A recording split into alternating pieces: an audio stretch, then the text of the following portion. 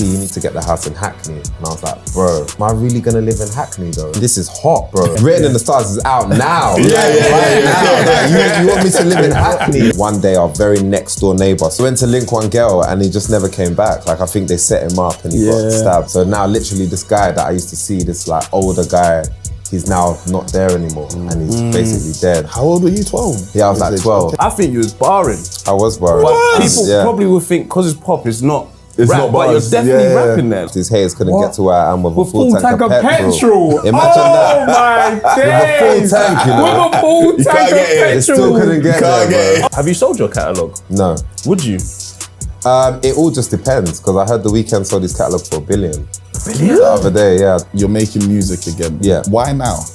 Good question. So,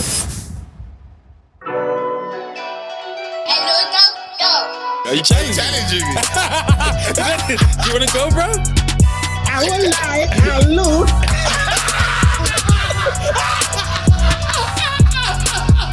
It's been a long time. Boom, what's happening, people? Welcome back to the 90s Baby Show. Listen, I know, man, the sun is gone. Finished. I don't know what happened to it, bro. After Carnival, it held up until Carnival and it said, I'm off to Greece, man. I see you lot in a bit, boy. Like that. I'm going Greece, I'm going Mykonos. So listen, I know your manager's here looking at you Monday morning asking for the report. You took the stairs again because you're not in the mood today. Tell him to keep quiet because TINIE TEMPAH is on the 90s Baby Show and we've got a lot to talk about. What we do here is, I bang the gavel when we start because TINIE, what we do here is we judge a book by its cover. Love it. To break the ice. Cool. To see what you're all about. This one is going to be very different. That's your things board, that one. This one? Okay, my bad. Come down. Right, I was wondering where this one was. Cool, so what we do to try and understand a little bit more about you is I'm gonna ask you a question. I'm gonna ask you to write 3 things on your whiteboard and it's Tem and Dennis's job to guess what they think you're gonna write. I want you to think back to your first album. Yeah. And who your musical influences were at the time. Who inspired you to pen some of the lyrics you penned, select some of the beats you selected, and do what you did on that magical album. Cool. It's their job to guess who they think at the time your musical influences were. That's good. Tough. I'm writing it down And right now. I'm gonna write down my one as well. Because I think when I'm listening back, I'm thinking, nah, it must be him. Musical influences. It's free. It could be him or her, in fact. But I've got 3 musical influences, yeah? Yeah. Do I show the camera already? You done already? Yeah. You knew exactly who it was. Hold on. Let me have a second. His album, he better know. He knows. And it's going to be tough for you guys. You got to really think. I have to. You got to really think. So while you're thinking, I'm just going to rap to the audience real quick. Guys, you know the deal. We're en route to 150,000 subscribers. Run it up. I think we're on 137,000 or something like that. Keep hitting subscribe at a bare minimum. If this is your first time here, click like. If you've been here before, you know to leave a comment. I want almost 400 comments and 2,000 likes because this is a big one that we got here for you today. When you hear the story, hear the journey. You may not have been in uni at the time some of the songs were bumping, but when we get to it, we're going to get to it. Yeah, how you guys doing with your list of 3? I've got 2. Yeah, good. I've got 2. I've got 3, man. Yeah? Okay, yeah. You got it. Locked in. It's locked in. It's locked Don't in. worry It's about it. locked. All right, TINIE. Who did you put at number 3? Okay. So I peeked over at yours, yeah. And I feel bad already because you're kind of right, but I bet I am. But I did keep it very UK though. Okay, cool. There's a clue, so sorry, man. It's all right, it's all right. Yeah, for number 3, I put So Solid Crew. Okay. Damn. Yeah. Damn. That was in the lyrics. I was kind of throwing you guys off as well because you're saying who is it, him, her, but obviously with So Solid it's them. But yeah, obviously these guys came out of South London doing things that like at the time I didn't see anyone else on the music front doing. Crazy. Music videos were crazy. TTs. The whole collective, TTs running. I hope Audi ran them a check, you know. They should have. They should have. The thing is, you came after them, and I think you could have taught them how to run a bag with a manufacturer like that. You know what I'm saying? Even though Mega Man, he he's seems like a clever businessman. super savvy man. But I don't know if he's that smart. But I know all of them. I heard all of them got like individual record deals and stuff like that. He ran it up like that. But Audi should have ran them a check. 100%. They should have, man. Never too late. It's never Too late. Yeah, it's true. Imagine Mega Man doing an Audi ad. It would make sense. That would be so fitting. It would make sense. Niggas be queuing up. Volkswagen Group, if you're watching this, Mega Man. Who did you have at number 2? Okay, this one people might not expect, but Kano. Yeah, Yes. I wouldn't have expected. Yeah. You got I put Kano. I Kano wouldn't down. have expected. Yeah. Why Kano? Well, if you hear Wifey Rhythm, I'm like, I said, oh, this chick is like my night. Yeah. You know how Kano spoke about her. yeah, I like her too much to leave because I feel like there's no hope without her. So yeah, at the time, I feel like Kano, again, he kind of came through to me as a bit more of like a sophisticated MC. Yeah. So he was still from grime, but even like, you know, his image and the way he kind of portrayed himself, the lyrics, the wordplay, the style of rap. You know what? Go on. Let me not interrupt you. Go on. Go on. I was going to say, nah, because I'm going to make a joke. Go on. Okay, hold the joke, man. Hold the joke, because I want to hear it. But yeah, so for me, I feel like, okay, cool. Then when he started touching into that kind of R&B, like a lot of people will credit me for kind of taking grime into a sort of R&G sort of direction, like with Wifey Rhythm and stuff like that. But Kano, in my opinion, with Brown Eyes and Night Was Night. Home Sweet Home before that?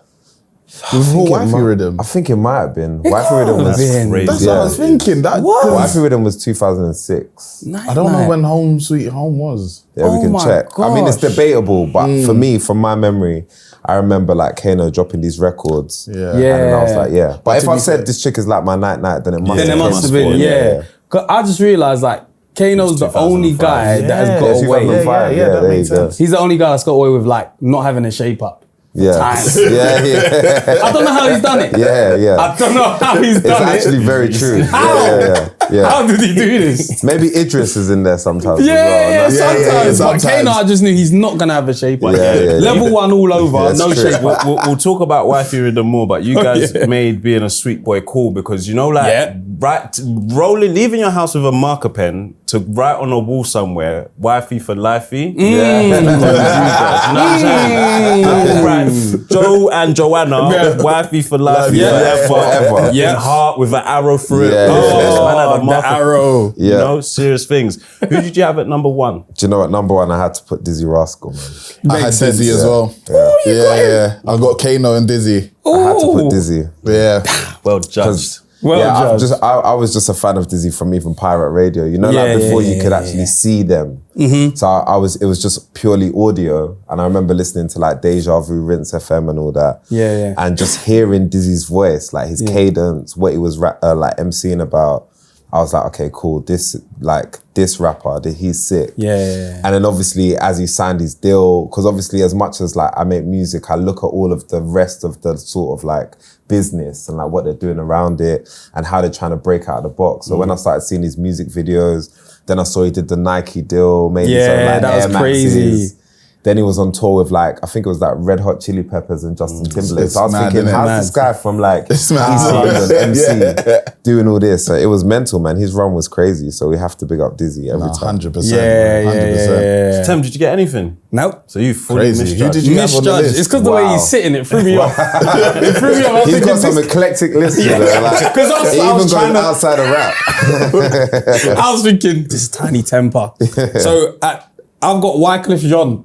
Yeah, you went there. And he's a legend as well. He He's a legend. is. But I was thinking, I'm not gonna lie, bro. There had to be some substances in that studio for Discovery, bro. Bro, do you know what? There wasn't. I know. You're not gonna wasn't. say that, and you shouldn't. No, but You there shouldn't. wasn't. There You wasn't. shouldn't. I wish Don't I let could me say tear that there you was. down, bro. Pull me up. I wish I could make it more interesting and say that there was, but it was probably as crazy as like Red Bull. Yeah.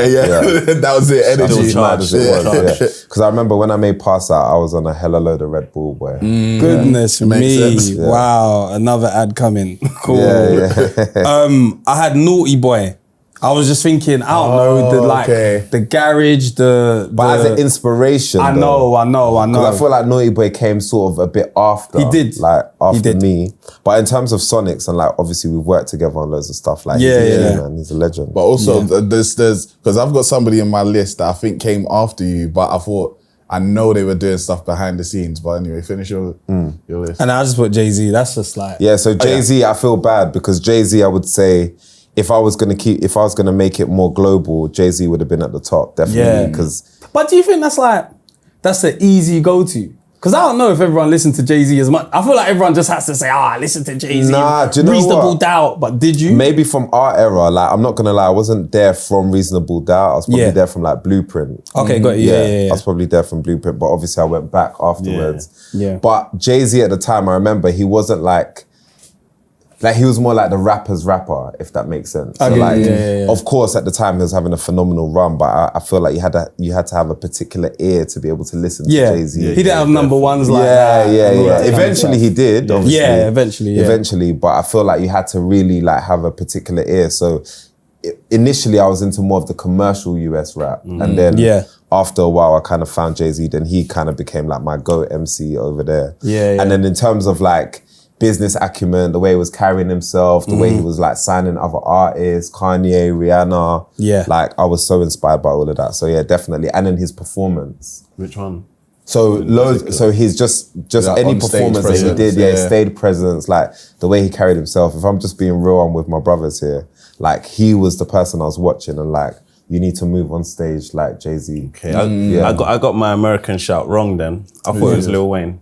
Okay, so that's another thing. Here we go. Yeah. Again, like I said, I tried to keep it UK, but Lil Wayne, he was actually like my favorite rapper from the US. Because when I'm listening to the album, I'm thinking if Wayne rapped these, it wouldn't sound like it's not Wayne. Yeah. Like if you go home Wayne and rap was it a in big influence. Wayne's voice, you'd be like, Yeah. Definitely. Serious. And I feel like we had like, even though obviously we're from two different parts of the world, two completely different people, because he started off as a very young rapper, like he signed his deal when he was like maybe 15 or 16. Yeah. So like, I always related to him in that sense because obviously I made Wifey when I was 16. So I've like, it's weird, like I haven't really had another life outside of music. I didn't go uni. Do you get what I'm saying? I performed at hella load of uni. Never ever been to uni. So he was always someone I looked at like, right, you've been young in this and kind of grown and lived your life as a rapper. And I feel like I'm similar. But in terms of, wordplay, lyrics, cadence, voice, what he was rapping about, Carter 3, I remember being in Wales.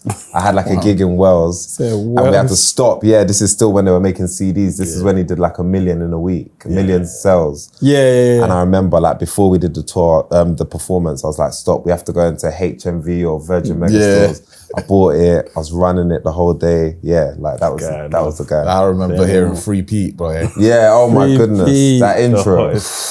Whoa, bro. I remember one time we were walking down the road and we just started rapping it. That's crazy. Bounce right back on these haters like magic. Come on. Break it down, bro. Up like Viagra. So you got 2 out of 3. So I got Dizzy, Kano, and then I just went, let me throw Labyrinth in there. So to a certain degree, you are right, because before I made Pass Out with Labyrinth, a lot of people might not know this, but Labyrinth made an album for a rapper called Master Shorty. Do you guys remember Master Shorty? I don't know. Okay, so he's from the UK, but at the time he kind of had this kind of like international, like he was spending a lot of time in America. He works with Trapstar now. Okay. But he had this kind of whole international hipster kind of vibe to him. So I was following his stuff and I listened to his album and I was like, this production is incredible. And then the hooks are incredible. Who is this person? And then they were like, the guy that made that whole project is a guy called Labyrinth. And that's when I was like, I need to work with Labyrinth. So you're kind of onto something there. I did pretty well. You did good still. You did Definitely. We said no Wycliffe, no? That was a rogue one, but he's a legend. I love that tune. You know that I'm in love with a stripper, that one. What is that? Steve Just because she danced. Just because she dances, but that was the original joint. That was a banger. I'll grab the Banger. Say no more. Thank you, man. So, okay, so you grew up in South London as well, yeah? Was it Peckham or Aylesbury? So it's Peckham, so Albury Estate, and then we moved to like just opposite North Peckham Estate. Okay. So you're a bit older than us. Did you have youth clubs? In Peckham, did I have a youth club that I went to? I don't think so, because I left Peckham when I was about 12. So I started going to youth clubs in like Woolwich and stuff like that. Do you know what I'm thinking? Do you know, like youth clubs, as like teenage boys, yeah, the level of testosterone we was producing was crazy. Do you know why? Because I was thinking the other day, yeah, you know, like you go in youth club, I don't know, you might have a PlayStation 2, 1 in there or whatever, or a pool table or something. Yeah. Everyone's playing, you know, you got a list, you write your name, but someone will come in, walk in and say, I'm next. That's the thing, of course. And like in the barbershops. The barbershop one was, they took the mic. They took the mic. Honestly, like my bro. barber would see, and I'm a little boy here. Bro. So you know you can abuse me, because all I've done is come here with my, not like that, but like, I'm here with my money that my mum's giving me, and she said, sit here and wait for him to cut your hair. And then his friend comes in and he's like, oh, don't worry. Trauma. Traumatizing, bro. I'm in the barbers the whole day. Bro, my whole Saturday's gone. Just sitting there, bro. Sitting there. I thank God for appointments now. Yeah. The Fresher app, whatever. My barber uses that now. It's like I go in, I sit down. But I'm of the age where maybe I might be running that on my old barber. Like, yo, let me just get a quick lineup. 3 kids there sitting there waiting there for like 4 hours. You're doing the same One of them bouncing the ball like, okay, no, bro. Yeah, it's just the way it goes. It's bro. horrible, man. It's horrible. But yeah, my youth club experience was in Woolwich, and yeah, there was a lot of that. We had a place called Simba in Woolwich, and unfortunately, obviously, like most youth clubs, it got closed down. Yeah. But yeah, it was just a good like environment, because obviously that's when I decided, okay, I want to MC. So obviously that was a good opportunity to be there and just start spitting lyrics. Then there was other people in the area that used to go there, and then that's how I ended up forming like my first kind of crew. You know, everyone had crews at the time. So that's how I formed my first crew. But yeah, the youth club experience was great. It's just sad that we lost all of them. It's a similar thing to what's happening with all the like clubs. I know a lot of people don't really go nightclubs anymore. I know you guys did your pop-up event yesterday. So events have kind of changed, you get what I mean? But yeah, similar thing is happening with our nightlife. Like we're losing like 3 clubs a month in the UK. And it's crazy, because the same way that when the youth clubs closed down, I feel like it just meant there was loads of youths on the street. People started getting caught up in certain things. I feel like, especially as an artist, like if I didn't have all of these clubs to be performing in from like 16 up until whenever, then yeah, I probably wouldn't even be here today. Do you get what I'm saying? So I feel kind of a bit bad for the next generation, for youth clubs and nightclubs. Like we need to do something to try and we were discussing this yesterday actually at the pop-up, because we were thinking like, I've been saying it as well, because when I go out sometimes I'm like, the music's too loud, because I'm trying to talk, do you know what I mean? Trying to talk, so obviously we were like, why is that we're here to talk nowadays and we're not here to dance and stuff? And they were like, nah, literally, because our audience, a lot of them are younger, and they're like, I can't dance because somebody's going to record it. So now they're like, I'm here to just have a good time with my friends, but you can't really dance the way we used to. So now you don't want music blazing like that. So they prefer like day parties and stuff like that, where it's a bit more social, calm, stuff like that. And to a certain degree, I think it's cultural as well, because I feel like, again, like we're all African here, right?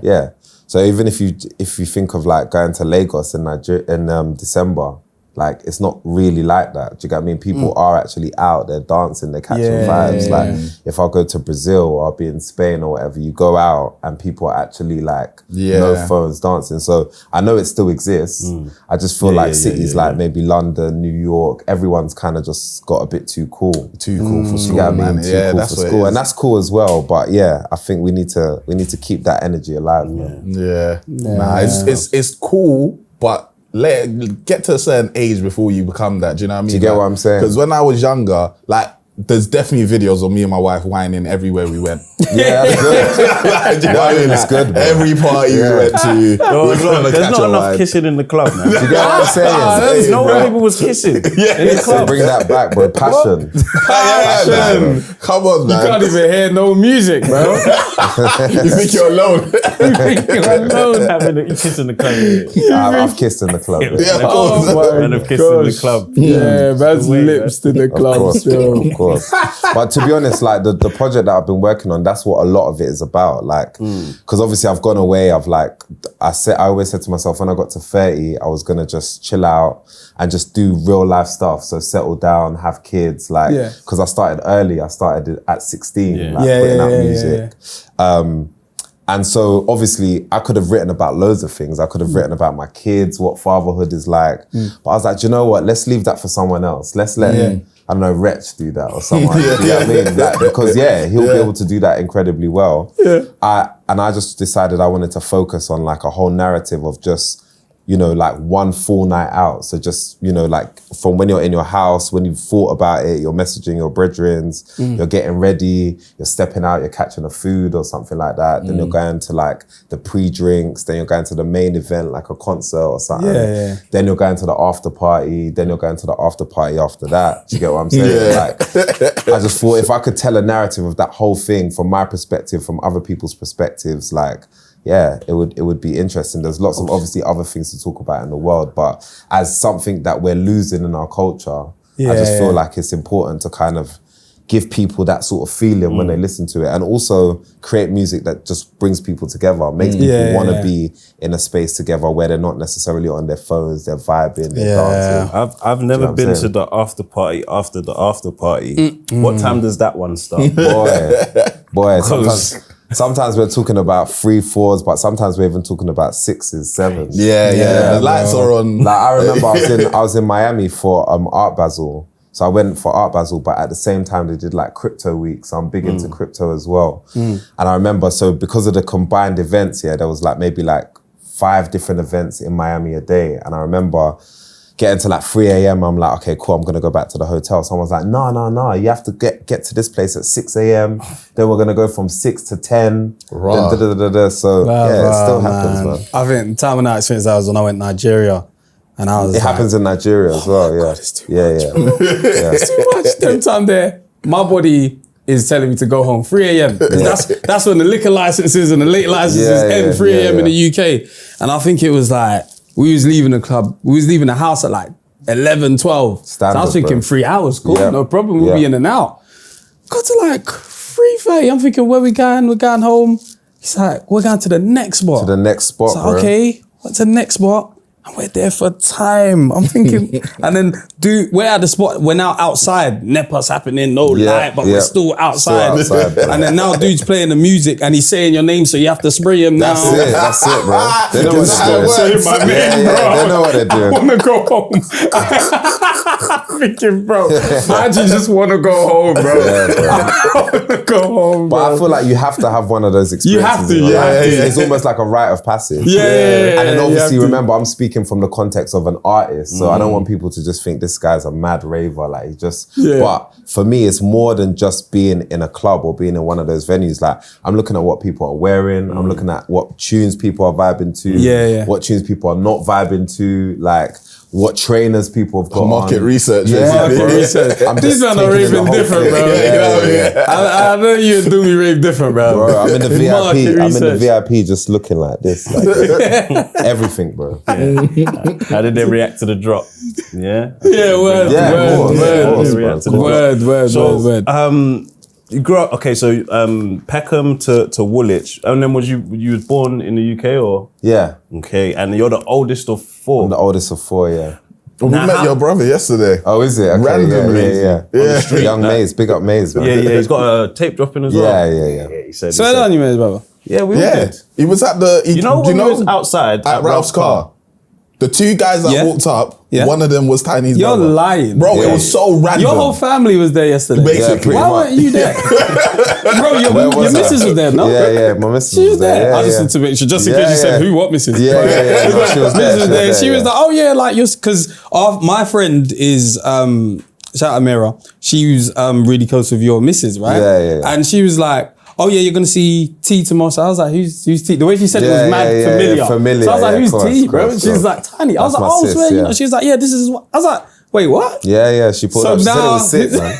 Your brother was there as well. It's so funny because your brother came down and it's like, what's his wife doing? What's going on? She said she was playing Street Fighter. Like a Street Fighter. She was just beating everyone on the Street Fighter. Smoked him like 6 times. Yeah, that's who she was as well. Yeah, that's exactly who she was. So sorry, what was I saying?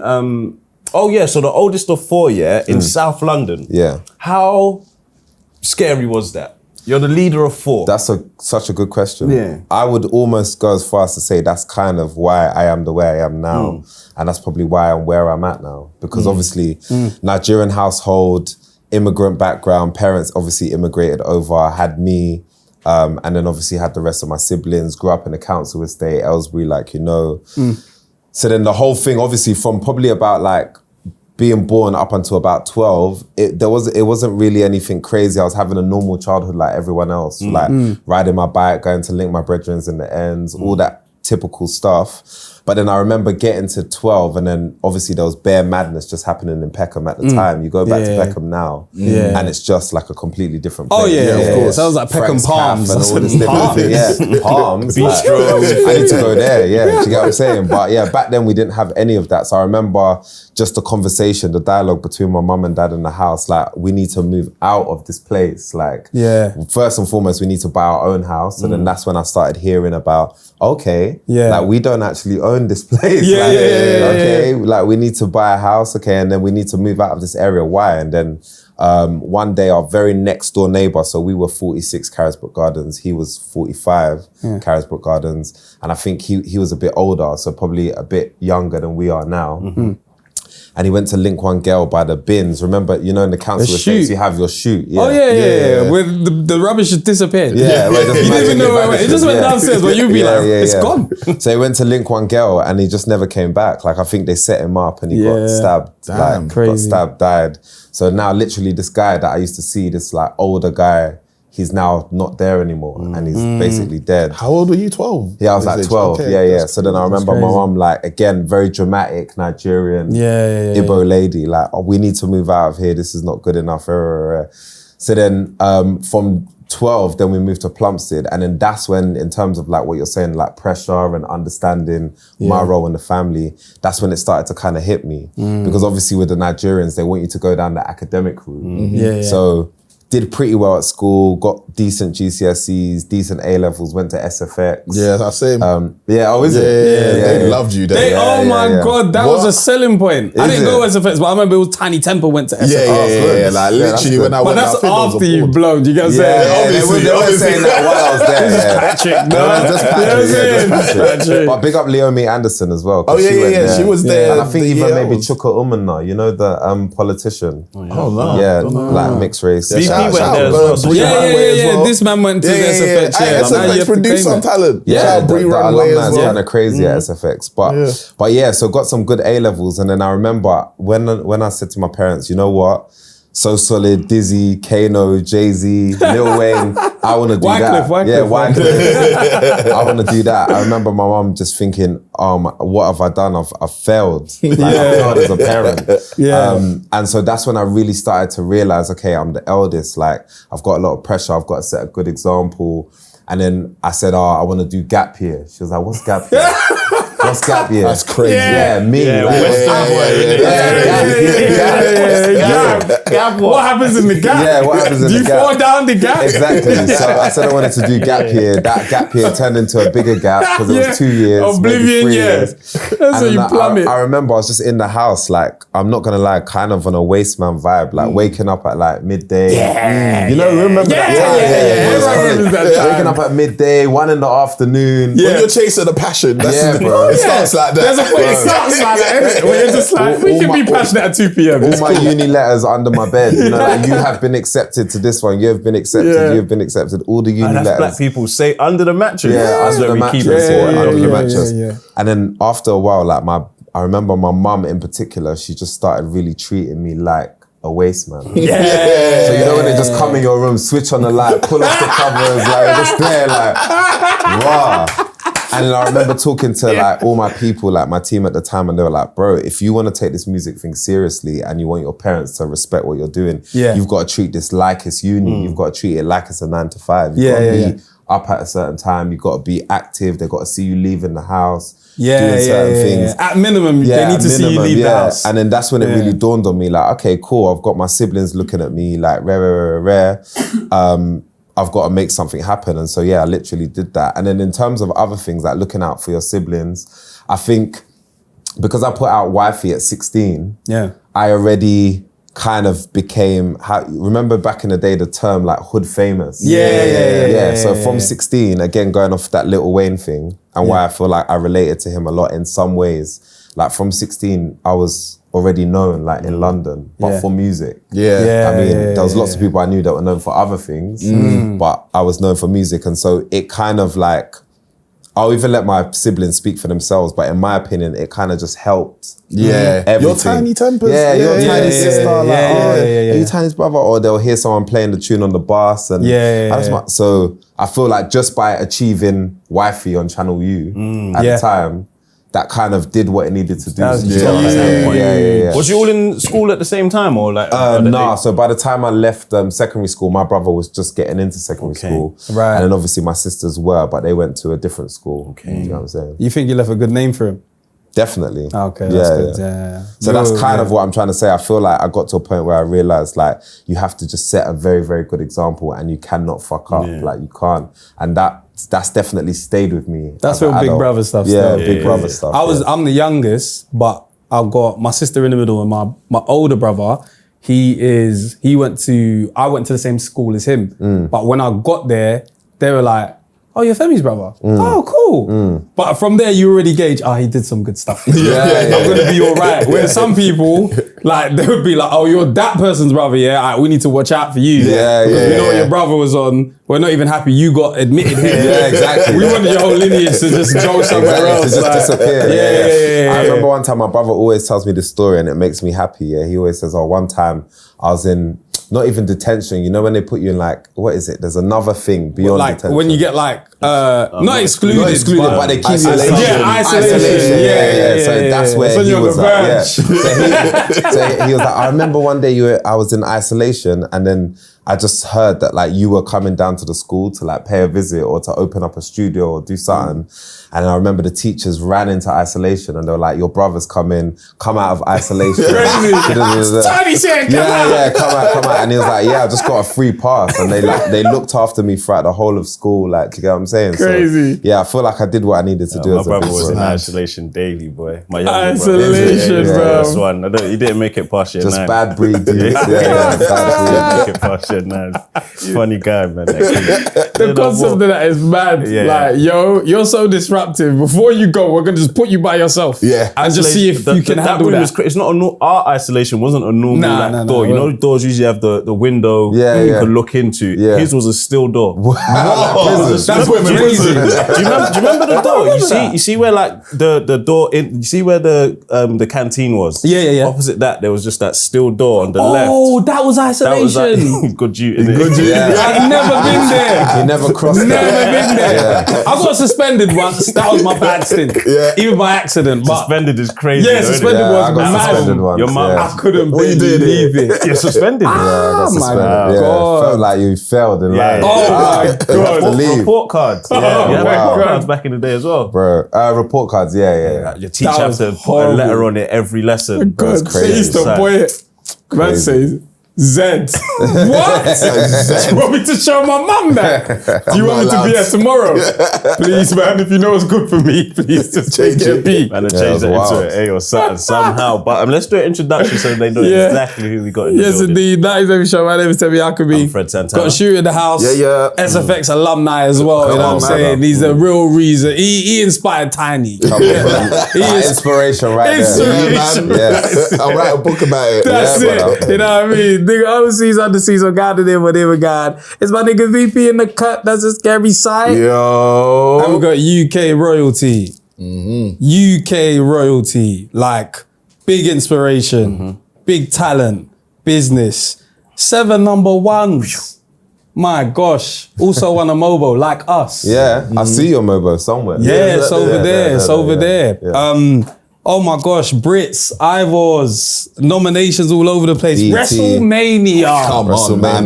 WrestleMania. We're gonna get into it. Olympics. Oh man, this is cold. This is a serious moment Thank you, bro. for us. This is thank sick. you. Serious for me as well, man. Yeah. But we got Tiny Tempah in the base. Thank you, brother. Thank you so much Round for of coming applause through. for you guys as well, man. Indeed. Since you brought it up, I need to touch on this WrestleMania thing. Go on. I was just like, how did that, like, is that just like a sync deal? Or like, how does that come about? Yeah, so it's basically a sync deal. So how it works, the boring way is obviously all your records, that's that's essentially your catalog, usually will sit with a publisher. I'm in the publishing business now. I set up a publishing company in 2017, so I can speak about it pretty well. Yeah. So you have your catalog, and then your catalog sits with a publisher, and it's their job to basically exploit your works. Right. But when they say exploit, basically Exposure, get as much get out money, there. as much money for it.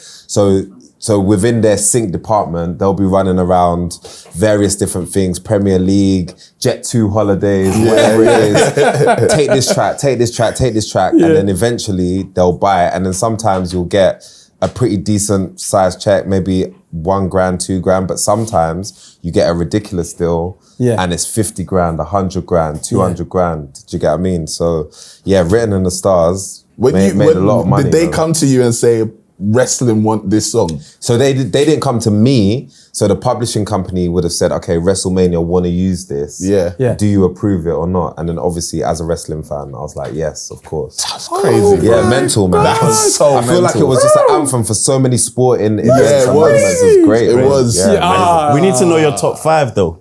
Of my Wrestlers. tunes. Oh, wrestlers. Okay. I'd say, okay, I'm a kind of like classic traditional person. So I'd say The Rock. Yes. And even the transitions that he made into acting and everything crazy. Stone Cold Steve Austin. Yeah. There was always something about Undertaker as well. Yeah. You know what? Maybe not so much, but it's between Kurt Angle and John Cena. Kurt Angle. You like Kurt Angle? You're a horrible person. I'm judging you. You suck. Kurt Angle. I respect Kurt. I know what you mean, though. Do you know what it was? It was a man that rips on this thing like that, and then puts that in the ankle lock. That is cold, bro. The ankle was there. The ankle slap was cold. But you know what? I just can't have. I like Cena. He carried you. Yeah. But would he have done what it? you're saying. Would he have done it in Attitude Era? Yeah, that Attitude. okay. I don't know. Okay. I don't think. There's another one that sure. I've missed out as well. Goldberg. Goldberg was crazy. Goldberg was cold. Goldberg was mad. I think Triple H deserves more respect. He does. Especially where his he is position now as well. Yeah, he does. Triple H got to be there. Yeah, DX for that alone. Shawn Michaels. Shawn Michaels, and bro. X-Pac. Yeah, X-Pac was my guy. Oh, what's his name? Sting as well. Sting was cold. He used to fly in, didn't he? He used to hang Sting off with the baseball the bat. zip I line. like whatever. Cena, but because of what Attitude Era is to wrestling, I think the top 5 just have to come from there. Even if you force, like Shawn Michaels, maybe Ric Flair, because he again Ric transcending Flair. flipping generations and whatnot. and he's just part of culture. Yeah, he is. Yeah. But I've said like a character like Ric Flair, bro. Like that just has to become you. You can't act that. Of course. You have to become That's him. that. Yeah. What? You're talking to the Rolex wearing. Oh my goodness. There's no swag in the game. Crazy. Yeah. Wow. Like, that's cold. crazy. Oh man. Oh, man. Yeah, you can't see me as big, and he obviously always says he got it from Yayo, innit? Yeah. Did he? So there must have been a lot of substance going on in WWE. I can't tell you too much about the discovery process, but WWF, WWE, there was definitely a lot of substance. Have you guys watched all the like documentaries? Yeah. I was just watching No Mercy because they got it all on Netflix, innit? I think they got a big deal with Netflix. So I was just watching No Mercy, but it's brazy because No Mercy must have cut, I think it was the 2001 joint. So I'm 9. I'm watching the matches and they're talking about Trish Stratus, Stacy Keibler got a bra and panties match. I'm thinking, what does that mean? So basically they have to strip them into bra and panty to win the match. And I'm looking back at this as a 9, like I'm thinking I was 9. Crazy times. Vince was a madman. Definitely messed with our brains, bro. Yeah, bro. 100%. I was 9. And they put in the games as well. There was a bra and panty match in, I think, like SmackDown versus Raw, something 2001 or something. I was like, like this is crazy. When you watch back a lot of the content from the 90s and early 2000s, they you're were like, doing how what were they they getting away with this stuff? Or even how did I convince my parents? That's what, like, because remember, and we also had to pay for the main events on Sky Box Office. That could have been, was it like, I don't think it was £22 at that time. It might be like $9.99 or something like that. But something that we don't want to pay extra. We're not doing man won't pay. Man won't watch. Did you pay? What SummerSlam? Yeah, Swear you my mum paid. let us stay up till 3 a.m. You lot's mums? No. You know what? My mum's a G as well. She even took us one time. Swear. You went to In New York. SummerSlam? In New York, not to SummerSlam. I think, what was it? I think it was just a regular like a you've regular been one. to You've been to wrestling. wrestling? That's Yeah, crazy. bro. My mum, like that's why I have to give my mum credit, man. She tried for us, bro. That I is remember one time I was crazy. in New York, yeah, and she used to basically my mum used to like trade, so she would like basically fly to Switzerland and then like Nigerian lace. Yes. Yeah. They would Mum's have going. So your mum was Your that. mum had the factories, Your bro. mum was that, mum. Yeah, she was Okay, that cool. mum, yeah, My so mum was a consumer. So So she we'd was be going coming to your auntie's house. Yeah. And I would always come, so we probably came to your house, yeah. You're playing out to these times your mum shot into my mum. Yeah. So my mum Crazy. was basically, shot in garms, yeah. So I remember she upgraded, if you call it that, and then she started getting into like American streetwear. So FUBUs, Swear. like she's ahead of her time, that woman. That's crazy. So then as a result, we're flying to New York. So obviously because we're flying to New York, I'm like, Mum, I want to come. And I was 9 as well. Yeah. And I remember one time we're in New York and then we're just obviously walking through Times Square as you do. Yeah. And then I remember some ticket tout was like, I got tickets for like WWF, WWE, WWE, just some random shady guy. And I was like, Mum, we need to go. I was dragging her, everything. I was like, we need to go. And yeah, she got out her dollars. She bought the thinking you're tickets. gonna fuck up my re-up, bro. Yeah. We're here for business. I probably did. And I remember the seats were the bookiest seats ever. You know, like we got finessed definitely because the seats were like all the way at the top, mad angle. Like if you stood up, you'd fall down into the ring. But I remember just being there, surreal, watching. I could see the ring, I could see the wrestlers. Like, Bro, you were in the big up building. Mum. That's crazy. I've still Yeah, I've never been to a wrestling match. That's on my bucket list. Because they were going O2 and whatnot, innit? Yeah. So I want to go to man, one. if you check the tape, you're at the bleachers, so you don't even see yourself. You know, like that. No room for that. 316. Yeah, that would be cold. Grabbing merch. Yeah, 316 was serious Yeah. things. Austin's cold. You was in New how easy was it traveling? Because you passport at 9 and that. Yeah. I didn't have. That's why I say it like Yeah, man. No, to be honest with you, when I look back on everything, as much as we came from humble beginnings, like my mum was always a very ambitious lady. Like I would say obviously my mum and dad are still together, but she was very much like, we need to do this, we need to do that, and kind of everyone followed. So she was probably the one that, because we were also going to Nigeria from early as well. Yeah. She was So the like leader. every couple of years, so we always had our passports and. I always wonder how like that worked with like what they kind of went through, because I know my parents as well, they were very organized in terms of like, all right, let's try to do a holiday a year. And then, whether it be you come with me or your brother and sister go, but my dad didn't necessarily come, so I feel like my dad was jogging. Jogging. I was just always school around. Why don't he want to come out with us? My dad never used to come on any he never holidays. came. He had to jog, bro. Yeah. Somebody had to jog. And then it's crazy, bro. Like, go to where your mum brought you on the jog, bro. Exactly. Come and jog with We're us, making bro. money together. This You know is what for I'm you, saying? so come. So like, I always think, what did they, like, how much did they have to make and like sacrifice just to make sure the kids were going on holiday? Because even planting the seed of you have a passport, as a child, you believe I can leave the country. Of course. You get what I'm saying? Of course. And once you leave the country, then you're like, oh yeah, holiday is normal now. it's normal, yeah. Even though, like, you're not understanding credit cards or whatever that's crazy when I think about it. But you're saying your mum, so like, what's the dynamic of your mum and dad, considering you're saying your mum was forward thinking? Yeah. What was your dad's kind of position in the house? That's a good question. I feel like my dad was more of like I said, my parents are still together, and that's even obviously within African culture, it's still quite normal. But in our UK British culture, it's like a big deal. Yeah, kind of 100%. thing. But I'd say my dad, a very hardworking man, but was more like in the house. Yeah. So like working and then in the house. Do you know what I mean? So he was helping us on our school runs. That's why now with my kids, I'm like, whenever I can do a school run, I want to do the school run, because I always remember my dad doing that.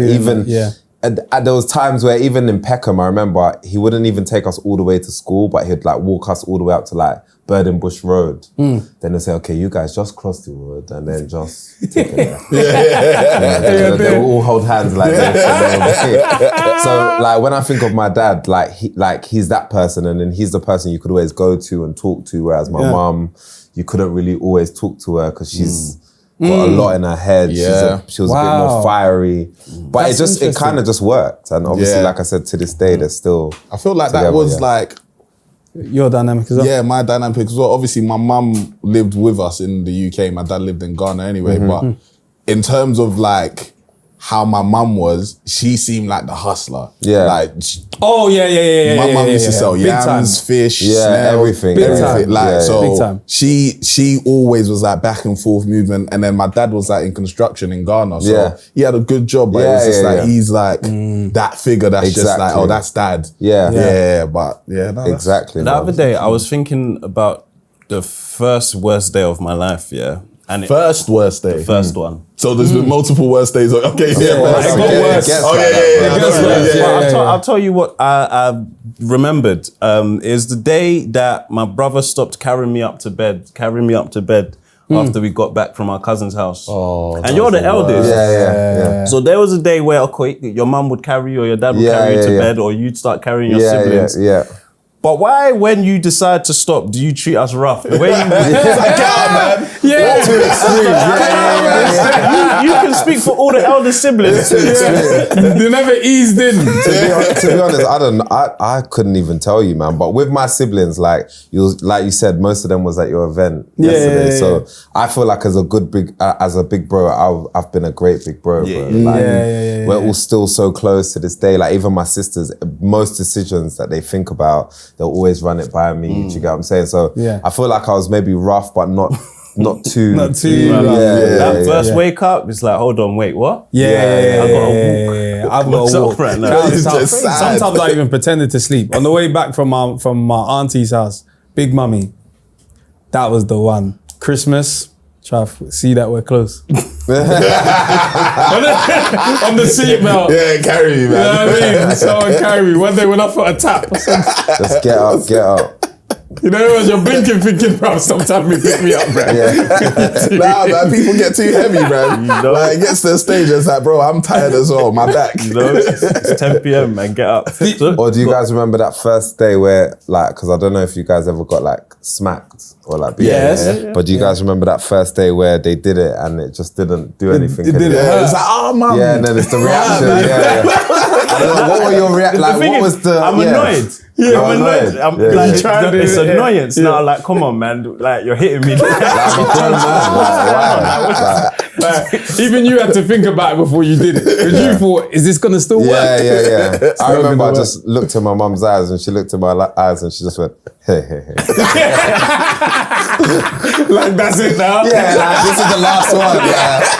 Come on. I was like, I knew this day was coming. It's blessed, man. But you also no hard feelings. It gets worse because now it's lectures, isn't it? Yeah. Let's not the beats or the lectures because lectures get. We could be there for some time, man. And our lectures, especially with African parents, our lectures always have to include that. Are you stupid? You know how? So they're berating you the whole time. And they think you want to listen to this. Yeah, just crush your whole spirit. They've stopped talking for a few seconds. So you're thinking, am I meant to leave?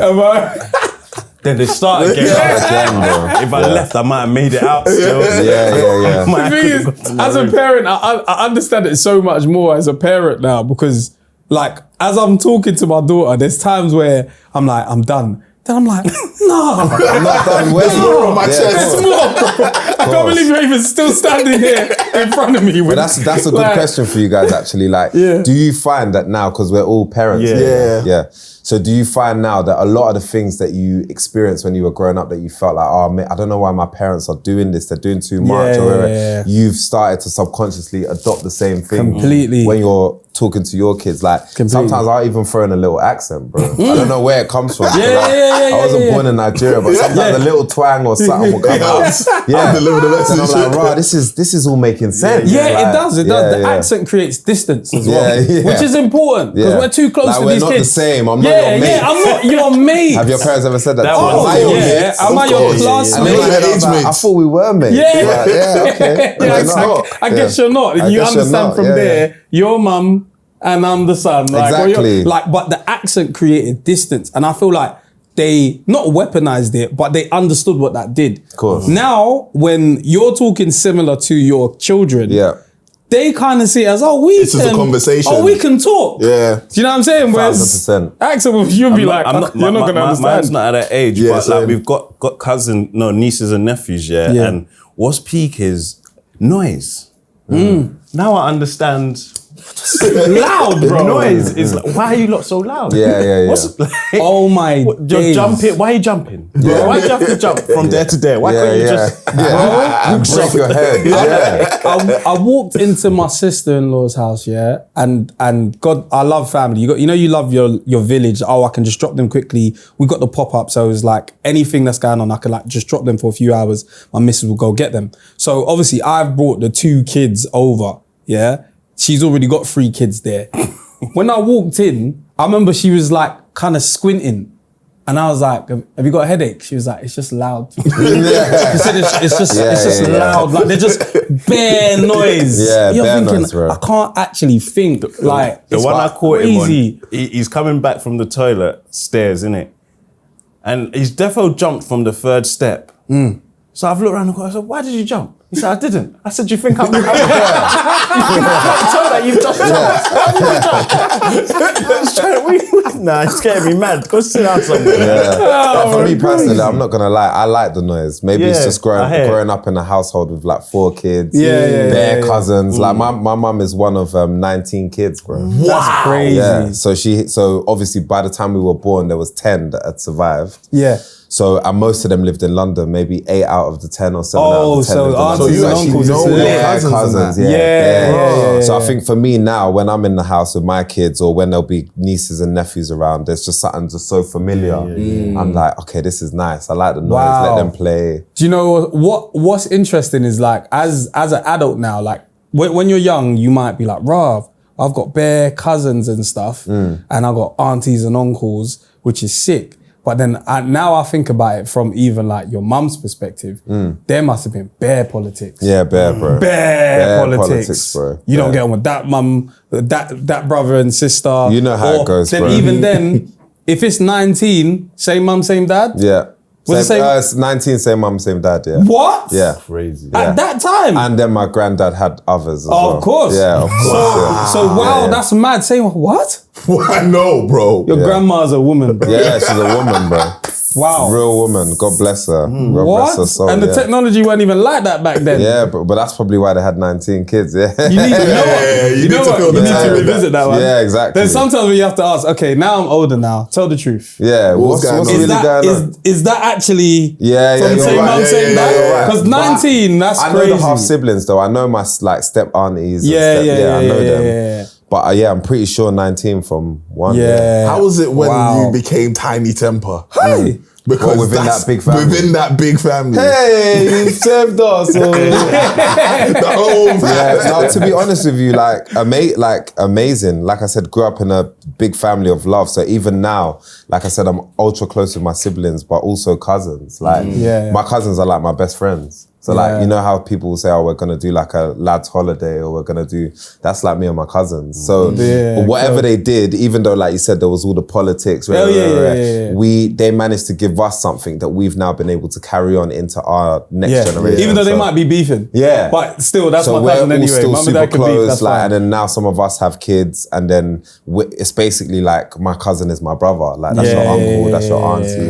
Do you get what I'm saying? So yeah, but for me, like I guess once I started to make a name for myself, again, you know what it's like in Nigerian culture or African culture, even when I was doing it, it still felt like it was not real. So I remember Channel U, they weren't really rating Channel U, bro. No, I was rating Channel U, but they weren't rating Channel U. But they're like, where's the money? Like, do you know what I'm saying? But I think once Pass Out came out, because once I got the plaque, I remember giving it to my parents, and my sister's graduation pictures were on the wall. And I was like, obviously I didn't go to uni, I didn't graduate. So this is my version of that. And I remember once we got the plaque, and then once we got the big check, you know, those big like lottery size checks on the label. That's when everybody was like, this guy's doing what he needs to do. And then obviously, because the run has been amazing, like, I think as time goes on, you just start to hold a position in your family, do you get me? Where people are like, okay, this guy's, he knows what he's doing, he's mature, he's serious. And then, as time has gone on, I've kind of I would say like I'm definitely big bro, uncle. Yeah, in the yeah, family, yeah, you have in to the be. family, one of. Yeah, yeah, Because there's yeah, so yeah. many of us. Yeah. Yeah, that's cold. What was the age that you made pass out? I made pass out when I was 20, 21. Okay, so it was like wifey 16, then from there onwards. Yeah, so wifey 16, then like Hood Economics, then Tears with Cleo Soul. Yeah. And then like a little break. Soul. Yeah, Cleo Soul them was on times, Tears. that's Yeah, crazy. Yeah. And then what do you call it? Yeah, then sign the deal, then pass out. Yeah. Okay, so let's start from, let's talk music. So, Wifey Riddim 16, but okay, so what was going on at the time in music? It was so solid, it was grime, it was garage. And then it was just the whole Channel U, whatever you want to call that. Like And yeah. Mr. Wong, this person, that person, Pound Sterling, N-Dubs. Yeah. Pound Sterling. So I guess for me, it was almost like Channel U was like when things had kind of like moved from like just audio to like now we're seeing the visuals. And now actually, there's a couple of stars here. Yeah. Like I remember when I first saw N-Dubs and I was like, okay, this is what we do, but I think these guys can be massive. Yeah. Like, do you get what I mean? There's a couple people like that. Agro Santos, Free Yard, all of these other guys. So yeah, that for me was the era. I just call that era and that time like the Channel U era, because that was basically what was ringing off in the UK. So what did you try first though? Like what did you, like you say like, okay, Kano's an inspiration. Did you try and do the grand battles? Yeah, so I did like, I wouldn't necessarily say grime battles, but grime sets. Yeah. Like I did a lot of grime sets. So I was in Aftershock, a lot of people don't know that, with Bruiser and all of those guys. And then I was also in New Brand Flex. A lot of people don't know that, but with Richie Montana, Boya, Saskala and all that sort of stuff. So during that era, I was going to loads of radio stations, On Top FM, Deja Vu, Rinse, and just doing the sets, 8 bars, 16 bars. But to be honest with you, I'm one of those people, I like to cut my losses, bro. So it got to a point where I was like, Not enough wheel-ups. yeah, I'm not that. Whatever that is, I'm gonna jump, like, which is, for me, was amazing, and which is why I got into it in the first place, because it was that energy, that raw, everyone trying to grab the mic. trying to grab the mic. Trust me, bro. Do you know what I mean? Like Dirty Pirates radio station, etc., like having to climb up mad ladders just to get to this like industrial unit, similar to here, but do you know what I mean? Climbing up some mad ladder, then you're in the unit like this, and then they could lock it off at any time. I was just like, nah, like this is not totally me. Like I can do this, but I actually want to try and like make some songs and like, you know, like, yeah, like go into some different genres and stuff like that. And I just want to experiment with the music a little bit more. So from 16, I remember just being like, okay, Aftershock, I'm going to go and try and do something else. Terror Danger was like the main producer and almost like the leader of the group. Rest in peace, because he passed like last year or this year. Like sadly. But yeah, so I remember just being like, guys, I'm going to go off and sort of try my own thing. I'm going to put something on this Channel U and see what happens. And then obviously when I did Wifey, then it was like #1 on there for like 10 weeks. And then I was like, okay, whatever I was thinking in my mind You was right. of who I am and what I need to do, I was right. So let me just continue in that. And it's funny because I did an interview with someone yesterday and they were like, how do you feel that like at the time people would have maybe faced a bit of backlash from like the scene or like the culture, whatever you want to call it at the time.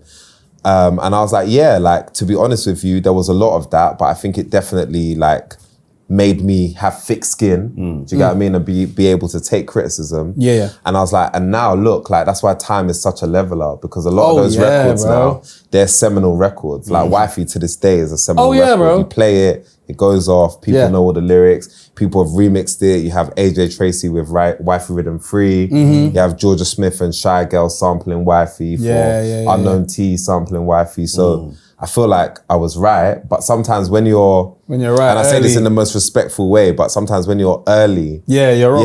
You're wrong. You're so wrong at the time. But then in the future, it all just kind of makes sense. That's some pioneer like talk. Crypto. Do you get what I mean? Like Bitcoin. I'm right. I know what I'm talking about. Shut up, man. Like I've just sold my 1 Bitcoin. I bought a pizza with that. If you hold out, You could have bought Pizza Hut. We'll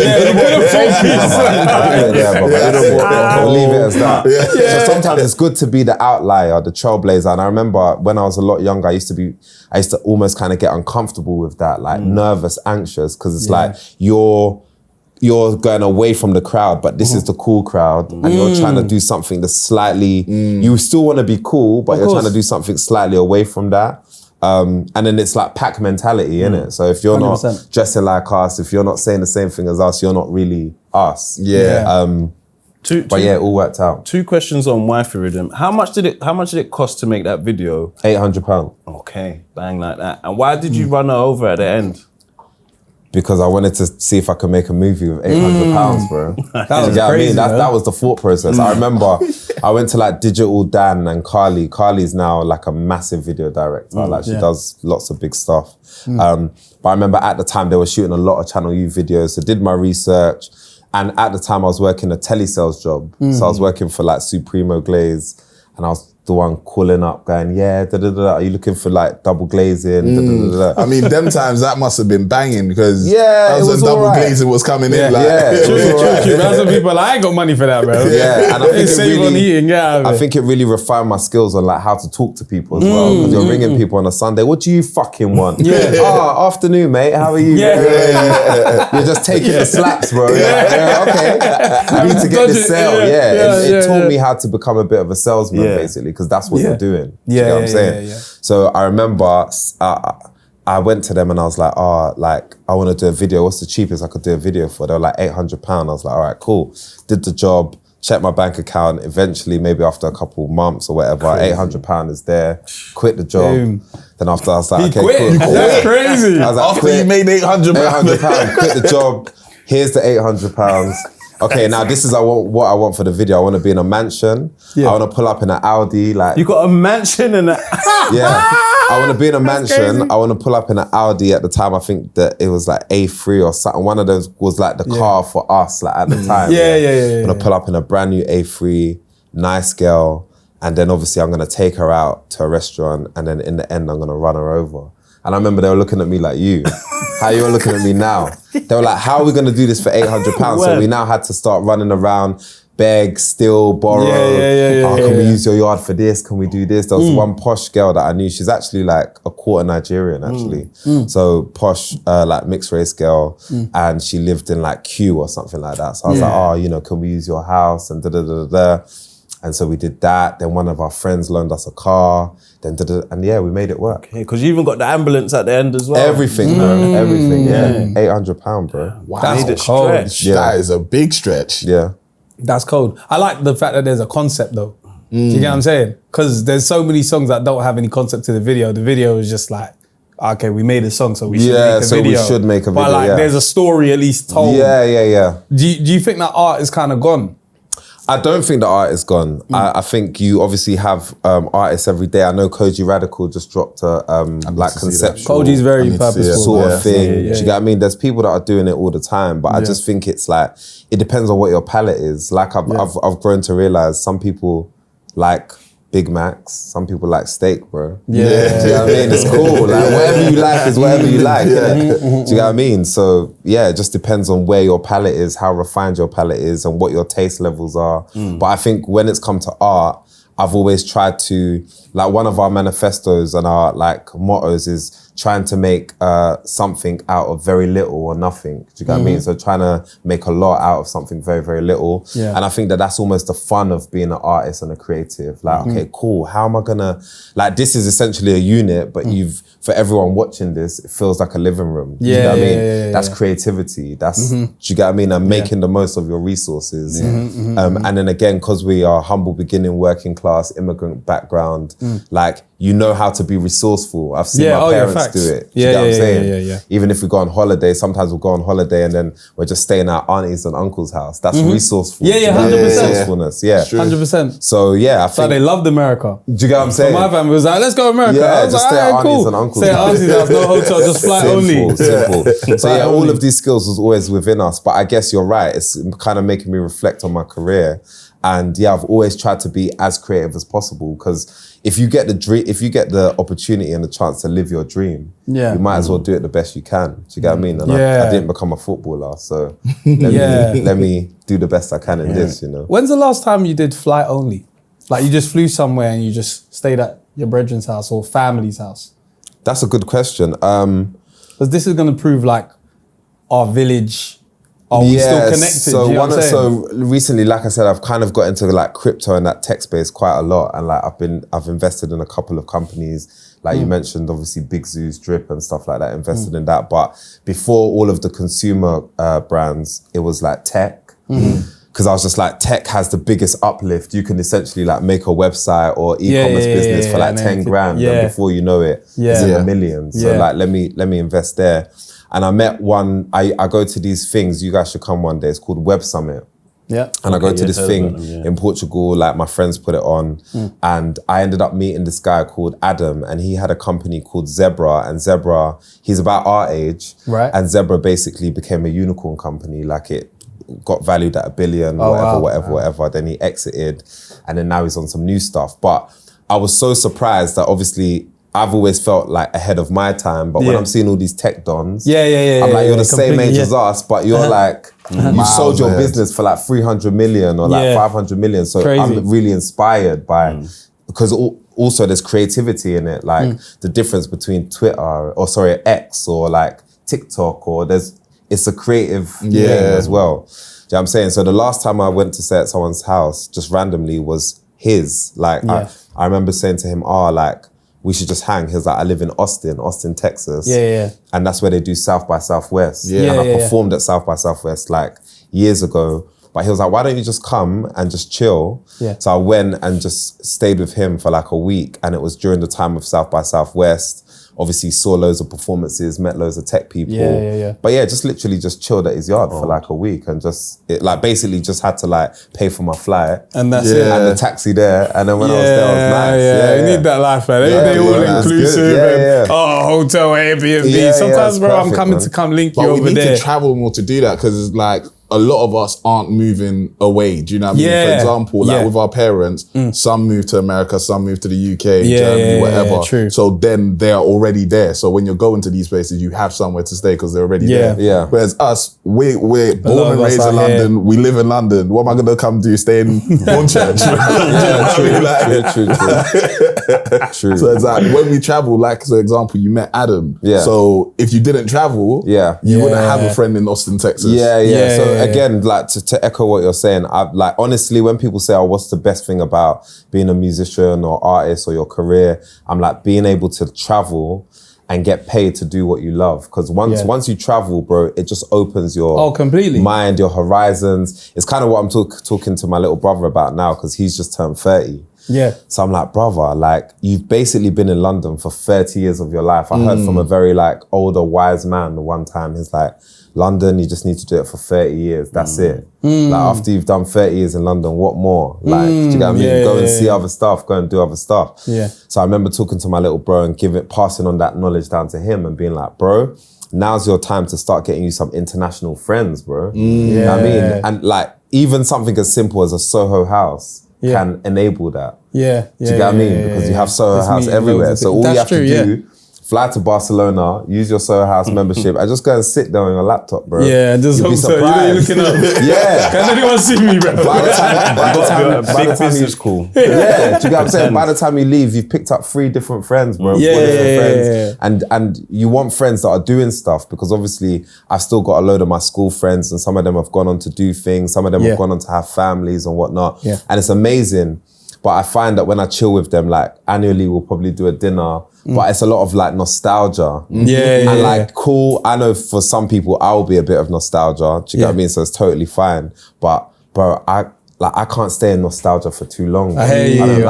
I remember that day. Remember when we left school and then and then the water fountain was I can't do that for too long, bro. I'm like, let me do that when I'm 50. Like, let's where we going next? So for me, I was telling my little brother, go get you some international friends, bro. People in music, people that are in tech, people in film, people in this. Because obviously, technically in your 30s, you should be working, you should be in your career. And that will enable you to do what I was saying. Do you get what I mean? Oh, do you know what? I'm just in Spain at the moment. Let's link what up. are you saying? Yeah, man, broaden your horizons, bro. What do you think is harder? You being the oldest sibling that had to like trailblaze, or the siblings seeing what you done and living, not in your shadow, but having to like look at what you've done and be like, all right, how do I be my own version of that? Yeah, that's a great question. No one's ever asked me that. I can't speak for them, but I would say the latter was probably harder. It's harder for them. Because I had all that pressure, because I just remember being a certain age where I was like, bro, I can't be no older brother waste man. You know, because there are some of these guys, like, I can't be that guy. Like, you know, you just go into the house, he's still in the house upstairs. You know, what's going on? Like, I can't be that guy. Like, I need to make something out of this. And so obviously I pushed myself beyond my wildest expectations and found myself here. But I can imagine because at the time, especially with like rapping and MCing, people, there was a ceiling. And obviously now we're seeing Central C and all these different kind of people, do you know what I mean, taking it to a completely even new place. But I remember at the time I was like, okay, cool, at best you're gonna become hood famous, or at best you're probably gonna have one song in the chart, do you know what I mean? Like a top 40 and then that's it, do you know what I mean? But yeah, where I ended up taking it to, I think it's got to the point now where, probably I do look at my siblings. And again, a lot of my siblings have even come in and worked in music in various different ways, sometimes with me, sometimes for other companies and stuff like that. But yeah, I can imagine for them, it must be like raw. Like, massive pressure. Yeah, that's like a if lot, they try to make music, that I think that's where the pressure's like, okay, but you see what your brother did. So basically nothing less than this is good. But yeah, I mean, like I'm always talking to my, like I don't know if you guys know about Akon and his brother Boo. Yeah. So Boo used to do concerts. That's what I'm saying to you. So I, like whenever I will talk to them, not like saying I'm giving them advice like that, but especially with little bro, you know, who's on his journey, I'll always be like, bro, there's Boo, there's Jay Prince, there's all these dons here that their family was in music, then they went and they found an artist, so they put on an event, and bro, Boo is more successful than most rappers, bro. Most, do you know what I mean? That's a legend right there. Do you get what I'm saying? Chris Brown managed Wizkid at a certain point. It's crazy. Yeah. I didn't know that. Just Akon's brother. Oh, Boo managed Boo Wizkid. managed. Yeah, Boo managed. You thought Chris Brown managed Wizkid? For a second, I was doing the maths. Boo managed Chris Brown, managed Wizkid. He's a G. With yourself, you made a conscious decision to go pop. Yes. Well done. Thank you, brother. We weren't going to put that money in your pocket, bro. Well, what made you make that conscious decision? Like, do you remember the day that was like, or did you hear a song and then see what happened? So I'd start by saying it was basically the influences in my house is where it started. Obviously, we're Black British, so we're Nigerian, but we're Black British, born in England. So as much as I'm listening to R&B at the time, which is massive, Brian McKnight, all these different things, sort of indirectly through my sister, they're also listening to Steps, they're also listening to Boyzone, they're also listening to Britney Spears and all these kind of things. And we all were. Yeah, we were. No matter what you was listening to. I'm watching Top of the Pops, I'm seeing that #1, it's da-da-da-da-da. Like, I want a bit of that as well. Do you get what I'm saying? So when people say, oh, you made a conscious decision to go pop, it wasn't like, I'm gonna change what I'm doing. It was more like, I need to broaden. Oh, you were still rapping. Yeah, I need to broaden what I'm doing. Like, I need to broaden the sonic, the sound. You know, like, even some of my old grime tunes, if I listen back to them now, like, they don't even sound like they were broadcastable. Do you get what I mean? The audio quality is not that good. The songs aren't mixed. It's kind of all over the place. You listen back to it, you're like, rah, I used to think that was a banger. Now that it sounds mad. I listened to Gash by the Hour the other day. I was like, this sounds This is pretty rough. You get what I'm saying? It's pretty rough. It's not like the frequencies aren't hitting right. But granted, obviously, at the time, it was what the technology you know what I'm was saying? If you look at Nintendo 64, those graphics were probably amazing at the time. Back then, you know, now it's nonsense. Yeah. But so I didn't really see it as like, oh, now it's time to go pop. It was just like, all right, I've got a record deal. And now, if I've got a record deal, my objective is to be the most successful person on this label. Like, that's how I kind of looked at it. It wasn't like, I need to change my sound. Okay, so now, if I want to be the most successful person on this label, black or white, male or female, then what do I need to do? I need to be comparable to my counterparts. Like, the same way that people are talking about Mr. X or whoever, my numbers and my statistics need to be like similar. Do you get what I mean? So whatever route I need to take to get there, still by obviously maintaining my integrity and keeping true to myself, I'm gonna do that. And like I said, growing up influence-wise, we were listening to all those people I listed, but also Fella, but also Shino Peters, but also, do you get what I mean? So it's a big melting pot of Tamia to Steps to Shino Peters. So naturally, what I'm gonna make is gonna be very eclectic, and do you get what I'm saying? Yeah. I don't know how you had so many bangers on one album, man. I don't know. It's crazy, innit? It's God, I bro. don't know. It's God. Just looking at it, I'm like, one, the budget. That sounds even crazy. You had Kelly Rowland on there. Yeah. You had, was it Emily Sandé as well? Emily Sandé, Ellie Golden. Swedish House Mafia, Labyrinth. Is it Eric Turner? Eric Turner. But you were signed at this point. I was signed. And So then what remember the label first was it? song, Parlophone. And then remember the first song has gone to #1. Oh, Yeah. Pass Out. Yeah. Okay, that was the first single. First single. But like, So your budget, once that happened. It went up. oh yeah. Okay, What do you want to do? What do you want to do, mate? What do you wanna do? That's what happened. You delivered though. Yeah. How? Delivered. Had to deliver, bro. Yeah. Otherwise, Nah. I wouldn't be sitting was here with you hungry. guys now. Brother, Bro, I'm still hungry, He bro. was hungry. Still hungry. like, I'm just, when I remember hearing Pass Out and being like, what is this, bro? Like, I've never heard anything like this before. But that's also what happens when you come out of your comfort zone and you don't kind of follow the status quo. So in that ambition to go pop, like you said, you're now experimenting with more sounds, more music, more this and that and that. And that's how I was able to make something, obviously, with Labyrinth that ended up just being the right thing. Do you get what I'm saying? When I think of like modern classics, that's one of them. Yeah. Of Like, course that's it one of is. those tunes that can play now and you'll be like, cold. Of course it is. Till like when we're 50, 60, Yeah, 70, bro, we'll be it's- like, yeah, this of tune course. here. Like, but it's okay. I'm good. Yeah, of course, bro. What do Yeah, hopefully forever. Like, this is like some jungle, this is rap, this Yeah. is... And then I remember I hadn't seen, at that point when I heard Pass Out, I hadn't seen you for a while. Yeah, So yeah, before definitely. it was just like wifey rhythm to this. There was Yeah, no transition yeah, in yeah. terms of what I was aware of. Yeah, yeah. So I was like, I remember this guy was doing grime and wifey rhythm. Yeah. And I was like, is this the same TINIE TEMPAH? Yeah. I was like, oh my Felt like a rebrand, days. did it? Yeah, that's Oh good. my days. Like, Wonder Man. Ridiculous. Labyrinth as well. That's a motivational Yeah, song, bro. ridiculous. You was talking some stuff on there, Talking bro. some stuff. These haters couldn't What? get to where I am with a With full tank of petrol. Imagine oh that. my days. With a full tank, you know. With a full tank can't of get it. They petrol. still couldn't get Can't there, get bro. Oh my days. I think you're. It's not, I don't even think not underrated. No, there's a level of it. What do you think? No, Not you don't underrated. get what you're. Nah, we're You switching don't. now. That's what I'm saying. You don't yeah, get you it. don't. This is But why I said I Lil got Wayne theories earlier as well. because I think you was barring. I was borrowing. But people Yeah. probably would think because it's pop, it's not It's rap, not but you're bars. definitely Yeah. rapping there. Like, Yeah, or maybe like- just, I would even just say, because a lot of people say underrated. Before I never used to like that term. Now I've become a lot more comfortable with it because it's fine and it's motivational as well. But I would maybe just say more misunderstood. I wouldn't say Yeah. underrated in terms of music, more in terms of what you're actually What am I saying. capable? Yeah, what I'm Yeah, actually yeah, saying. yeah, Yeah, yeah. but I've always just said it's gonna make sense in the end. Yeah, innit? yeah, yeah. Like if people don't understand, It's now, making sense now, bro. Thank Don't you, worry. brother. Yeah, it was if- only fools that it didn't make sense to. There you go.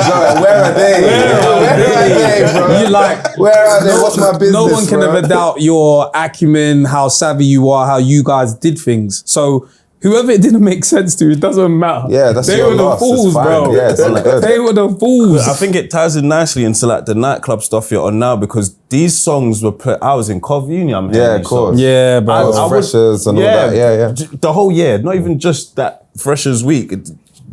UK, I'm sure it was playing through Europe, touched America because you was out in America, it touched the world. I'm sure this album was playing everywhere. So even where you go places to this day, what is nightlife like outside of the UK in comparison to the UK?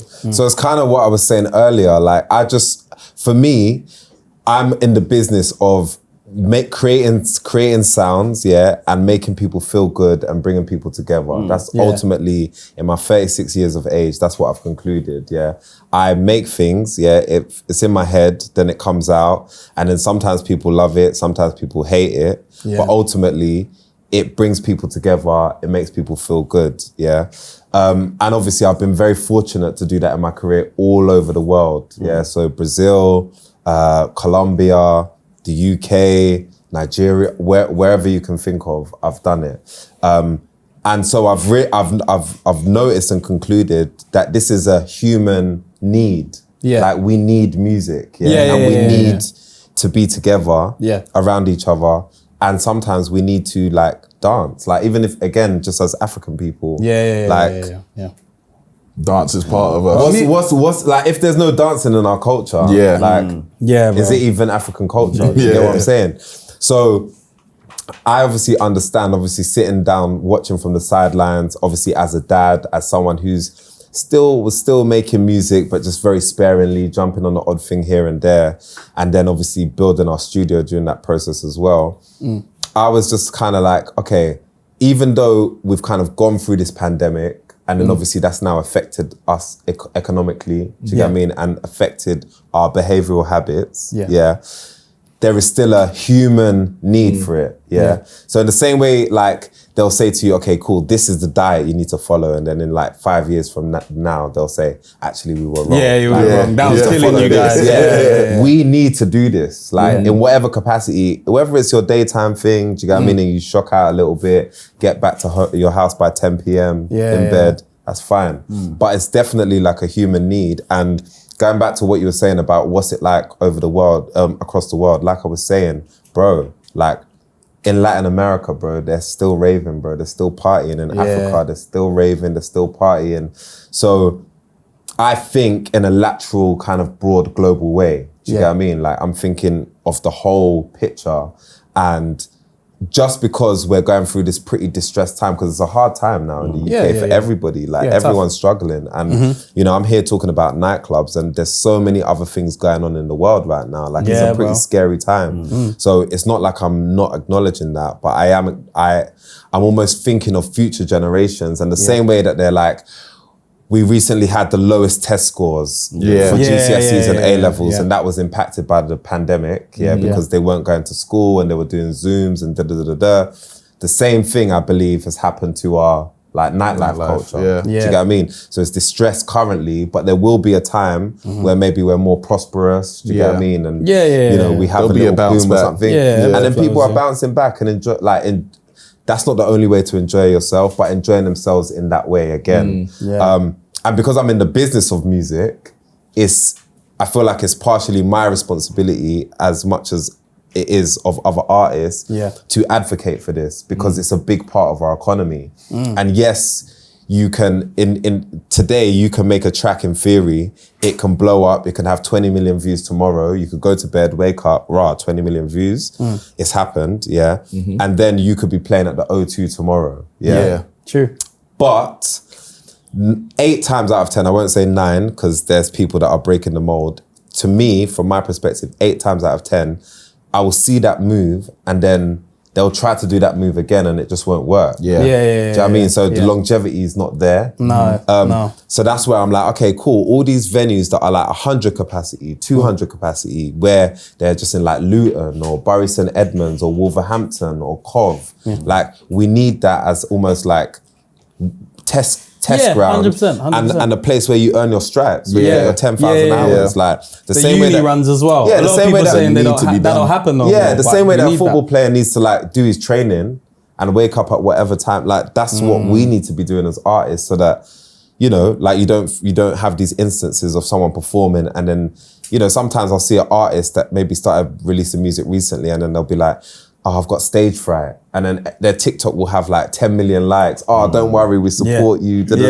And in my head, I'm like, I respect that, but how can you, you need to be able to go on the stage. You need to be able to perform the track and make the track sound like the record. You need to. And so for me, if you're fast tracked to the O2, you don't get that chance. You're not even giving yourself a fighting chance, bro. And then also, the other thing I would say, in terms of like my most, obviously I've been doing this a long time, but in terms of my most loyal fans, they are the ones that have come to see me live. They're the ones that have been there with me in the venue. I've been looking in their eyes. They've been looking in my eyes. They're rapping every lyric. That connection, I would almost like liken it to like us doing this. No, I'd liken it to us. No, not substance. I'd liken it to us doing this now in real time versus us doing this on a Zoom. Two completely different things. 100%. The nuances, the banter, the body language, the this and that, the that. So for me, from my experience and my journey, the deepest, most loyal, long-standing fans have come from live instances, and so I feel like every artist deserves to have that opportunity as well. Do you get what I mean? Yeah, bro. If you've had enough of him and the substance, just give him this. If you say it one more time. I was gonna say, obviously, like, so when was your last drop? 2017, and then from there, you mentioned it before. You've been doing production. Publishing. Yeah, so after I did the album, I was just like, okay, cool. I'm getting to 30 and I now want to understand the other side of the business, because that was my intention from the beginning. Like, I'm a rapper, but I'm entrepreneurial. But then obviously the thing is, when it's on and when everything's on fire, bro, things are moving at 100 miles an hour, bro. You don't even have time to read a contract or to this, because there's so many different things going on. So I was like, okay, indirectly through setting up this publishing company, I'm gonna be able to still have a hand in music. So one of the first producers I signed was a guy called Nana Rogues. Ghanaian brother, big up Nana. I've heard Nana, He was making stuff for Section Boys at the time, and then he ended up making Girls Like, and he ended up making Passion Fruit for Drake as well. Oh, cool. So ridiculous. So we started off crazy. That's like in the billions of streams. That's like crazy. Yeah. And that was your first signing? First signing. Look at that, man. Your first have done well. Honestly, I'm usually like a first. But is that difficult for you though? Like, does that make it difficult for you to start things? Because you got this kind of pressure. Do you get what I'm saying? This pressure where things tend to just happen when you do it. That's such a good question. And that was my apprehension when I was thinking about stepping back into the arena of music. Because I was like, every time I do something the first time, it's always a goer. But then I was able to kind of convince myself that, like, you've already done the first. Like, you're not that 21-year-old kid anymore. That's my man now. Do you get what I mean? So everyone's looking at him, seeing what he's gonna do first, but you've already done your first stuff, and your version of that was colossal. Do you get what I mean? No one's ever gonna be able to take that away from you. So now this is another chapter. So how do you make this chapter the most amazing it can be, and how do you also make sure you're doing it for yourself as much as everyone else, if that kind of makes sense? You something that I proper, like, if I look at what people are rapping about now, again, people might be talking about it from like maybe a street perspective of, I got it out of the mud and all that kind of stuff, right? But you managed to like make these mad connections and brand deals. I'm like, we just never saw that. We never saw anyone be like AP. And not only just have one, but like he's an AP he's in house. there with he's them. in there. He's got his own joint. He's with like how. Bro, I'm just confused. I'm the question, confused. bro? Like, that's when we go back to your whiteboard and we say Jay-Z. Because Jay-Z was one of the first people to do his own AP. Jay-Z was one of the first people to do. So I remember at the time that I would say Jay-Z, because he's always in his peak. But he was in his peak as a rapper at that time, I would say. And so obviously I was paying a load of attention to all of the moves he was making.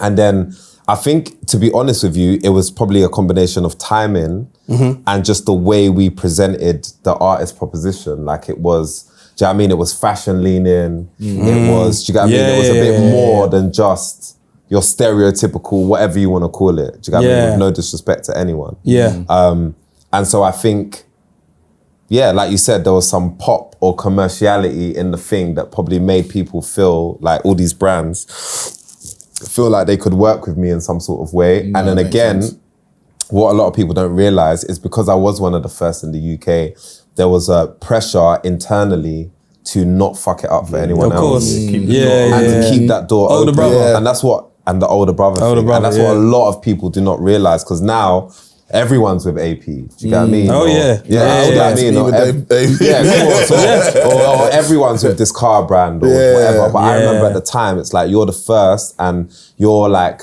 the black guy that's like the first, that's the rapper, that's rare. So I remember I carried myself like, bro, my mum would have been proud, bro. No, you know what I mean? bro, The way I'm going into these rooms, you didn't miss a step. working these rooms, You didn't miss a step. You didn't miss a step. Because I knew how important, obviously in American culture, that was already happening. Obviously people had their drinks and their, do you know what I mean, their clothing. And so in terms of like, you know, going into actual real business, that was already happening in a big way in the US. So we could actually see something that we could mirror and copy.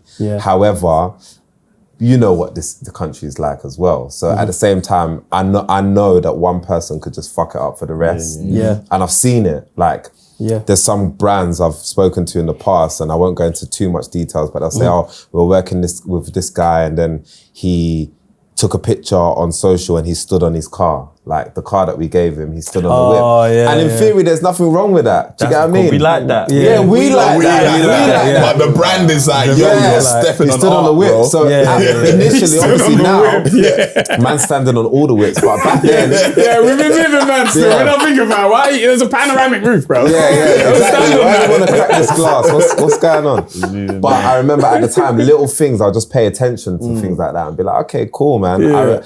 I get that the relationships are still fresh. They're still working it out, working us out. We're still working them out. All right, let's play this game. Let's make it make sense, and let's keep the doors open for everyone. I'm annoyed, man. Because I wanted to stand on a G-Wagon, man. Bruv, you can. Buy your own. Yeah, buy your own, do it. Buy your own. Just don't say hashtag ads. That's So my boy crazy. did. I won't do that still, man. That's crazy. And you're heavily into art as well? Heavily, And my missus, obviously, she's an artist as well. So Amazing. Amazing. How is it acquiring art? Like, is it difficult? It's fun. Yeah. It's fun. It's like acquiring music, bro. It's the same.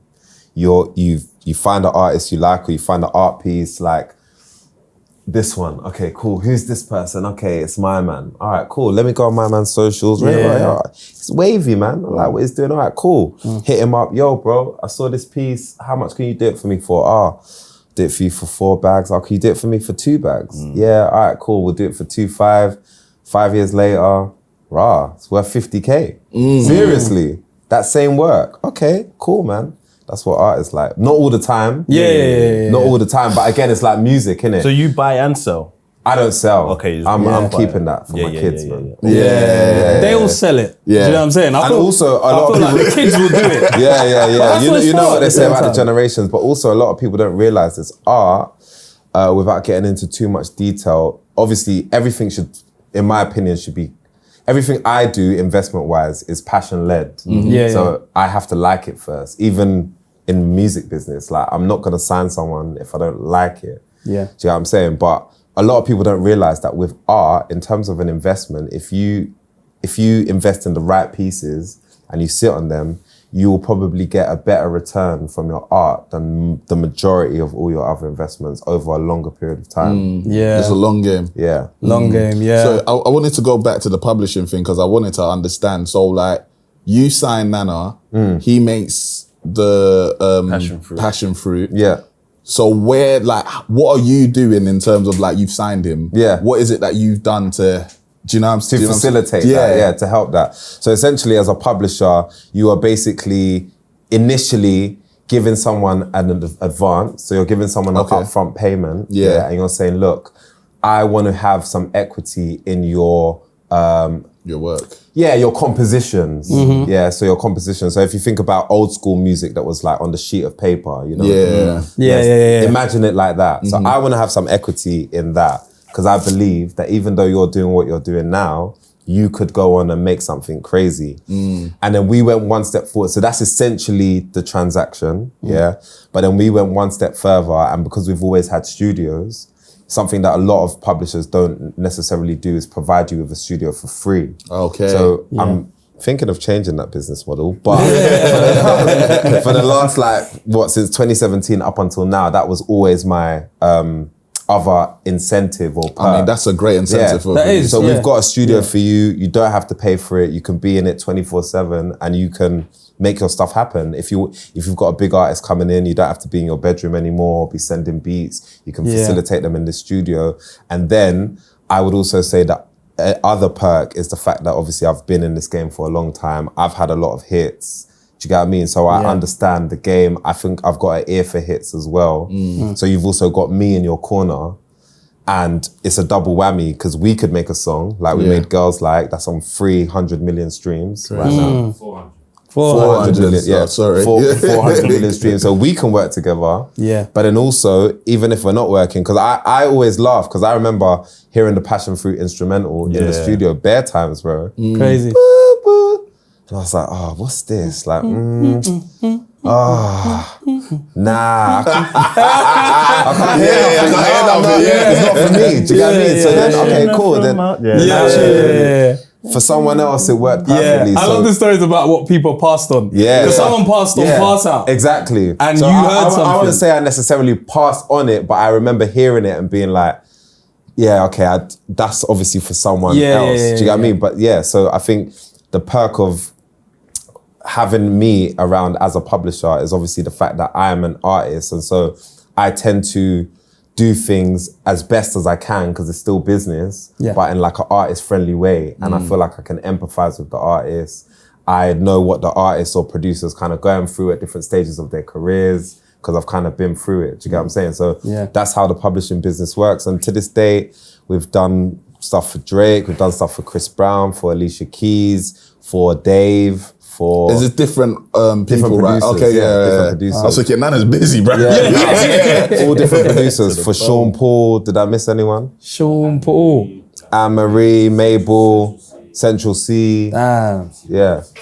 You see, this is where you start realizing this is why man don't need to make music. It doesn't, bro. Yeah. Well, this is why I just don't need to worry about, like you say, you know, like the whole underrated, because I do need to make music because like that's what I've realized makes me the happiest. Still. Okay. Well, we'll try. You guys should do a 90s baby mixtape though. Yeah, that would be cold. Can we come to the free studio? You can make it the free Don't studio. try and charge now. 100%. He's going to change the model. That Microsoft model. Yeah. You know the first time you found out Microsoft Office he knows. You have to pay for it. what comes with the laptop? After a year, you know. I was shocked. Oh my gosh. But that's sick though. But like I was saying, obviously, all this time, you wouldn't know TINIE TEMPAH is behind all of these tunes. Or but those who know. And like indirectly. You're I'm not taking the credit for it. I didn't make the beats. Yeah, but you're indirectly involved. I think it says a lot about you.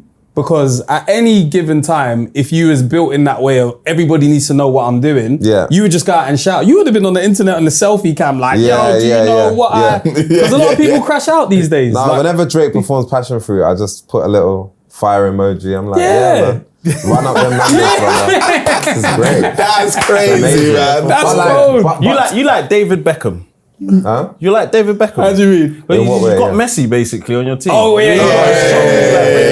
100%. Nah, that's so that's cool. it. And like, to be quite honest with you, I think with a lot of these things, like I was saying earlier, for me, it's like in the end, if people need to know, because at the end of the day, bro, who really cares about anything in this day and age? Who really cares about anyone? That's one thing I always say to artists. Oh, I'm too scared to post this. Or I didn't like the way I looked on this. I thought the tune was going to be whack. I'm like, bro, no one gives a fuck at all. No one cares. Don't care. Until they care. Do you get what I'm saying? So for me, it's like, all right, cool, man. Just do what you're doing. I know who I am. I know what I'm capable of. Just keep doing what I'm doing. I see myself like a submarine. I'm just going. But what we're capable of and what we can do is immense and it's phenomenal. If you know, you know. It's like certain people know about Laura Piana. Do you get what I mean? Or certain people know about, it's like what I was saying with steak and McDonald's. If you don't know about it, you don't know, but it still exists. It's still got a customer base. It's still got... Do you get what I'm saying? Okay, that's where I was going. Where did you come to this? Like, I'm sure there must have been a point where you felt like, I need my credit. Or did you feel this type of way? Because I'm going to bring up a lyric. How comes I always hear my name on Not For The Radio when man ain't never been on Not For The Radio? Yeah. Was there a period where you're thinking, bro, do you lot not rate me, bruv? Yes, and I did talk about that earlier. Of course, like you go through all the motions. Like I said, I've been doing this since I was 16. So naturally, as a teenager, you obviously want to be the most popular person. You want to be the most liked. You want to be the most rated. And any MC, they would be lying to you if they said, "Oh, I'm not doing this to try and be the best MC." Because otherwise, why? It's like saying, "Oh, you're playing football to not try and be the best football player in the world." You're just going there for the check. Like, no, we're all trying to be the best. So obviously there was a point, because obviously, like I said, it kind of turns into like school a little bit. Like, we're the kids and we hang over there, and we're not picking you for our team. So naturally, I went through all of those motions, but I feel like, to be honest with you, it only made me stronger. It only made me more thicker skinned. It only made me more determined to prove people wrong. And sometimes it's not necessarily the best energy to power yourself off of, but for me, it's been very useful. And now, especially now, like my family, my friends, my close, it's like I know who's who. And obviously I'm a very cool guy, so I'm cool to be around anyone. But I know the nature of human beings now, bro. Do you get what I mean? That's the win. You know, sometimes some people, it happens too quick. Like I always give this as an analogy. You know, like 9 times out of 10, even though I was very popular at school, you know, the most popular guy, 9 times out of 10 now, he's a bit of a waste man. Like, I don't know if you... Like, he was the popular guy in school. He was getting all the things. And now he's just doing whatever. He didn't have to try. So he just kind of thought life will be this easy going forward. That for me is a pretty good analogy. But because, like I said, even though at school I was popular, like, because I felt like I was always having to prove, okay, cool. You need to prove again. It's just inbuilt something in me, which has given me this kind of like ferocious drive and ambition to like go as far as I possibly can. And I'm actually kind of grateful for it now. Yeah, bro. You know what I mean? Definitely. People always want to, this guy's bridged the gap, crossed over. Blah, blah, blah. You was getting features from 2 Chainz from before. Wiz Khalifa, Sean Paul, J. Wiz Khalifa's on the first album, bro. Yeah, Big Sean. That's crazy. I don't, like, it makes me kind of feel like if everybody is rating you, then is that even, are you really doing like the best, if that makes sense? Because you got people that are like, you know what Jay-Z said, like, can't you see we're getting money up under you? Yeah. Like that kind of vibe. Because people don't mention TINIE.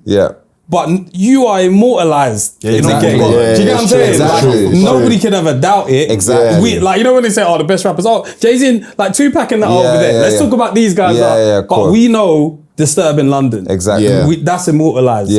Like, and for what you guys did in and outside of music, it's crazy, bro. Even from finding talent, like at the end of the day, whether you got the producer side, you got Young Bane, all that, like, even Sasha Keeble, bro, that's blowing up now. Like, I remember I met Sasha when she was 14.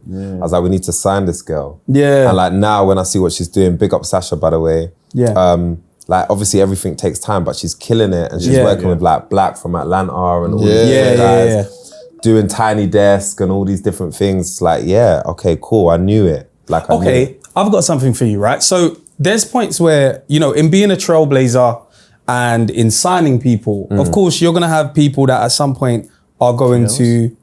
We good? You're going to have people that are going to sometimes throw some dirt on your name. Yeah, of course. And how have you dealt with that? That's a good question. I'm not going to lie to you. That's why, obviously, big up Disturbing London, but that's why I kind of like stepped away from all of that to a certain degree, because...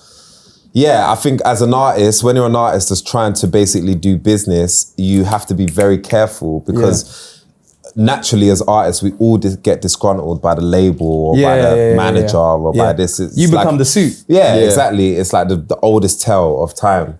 So it got to a point where I was like, I don't know if like I'm best suited to be in this role, like in this capacity, like publishing. I can do that. So we have Imhotep Publishing, and obviously now we have Imhotep Records, where I want to now try and do things a little bit differently and follow this sort of distribution model. So now everybody's like trying to like not go through the traditional label route, because distribution. obviously the deals are unfavorable. Like we all know about the label stories. Do you know what I mean? People don't get their masters back. There's a lot of sad stories, bro. Do you know what I mean? That's why I even say in this Eat It Up track, Beyonce, Kelly and Michelle, I'm a survivor, because as much as I make everything look like it was easy and effortless and brother, like if you don't have your wits about you, you will get screwed over in this game 10 times over. Yeah. Do you get what I'm saying? So for me, I never wanted anyone to ever, because that's not my intention at all. So I never wanted anyone to associate me with any of that. And that's why I decided to, again, very silently, maybe now people will see this as a first announcement, but decided to kind of just separate myself slyly and carve out a little thing of my own that felt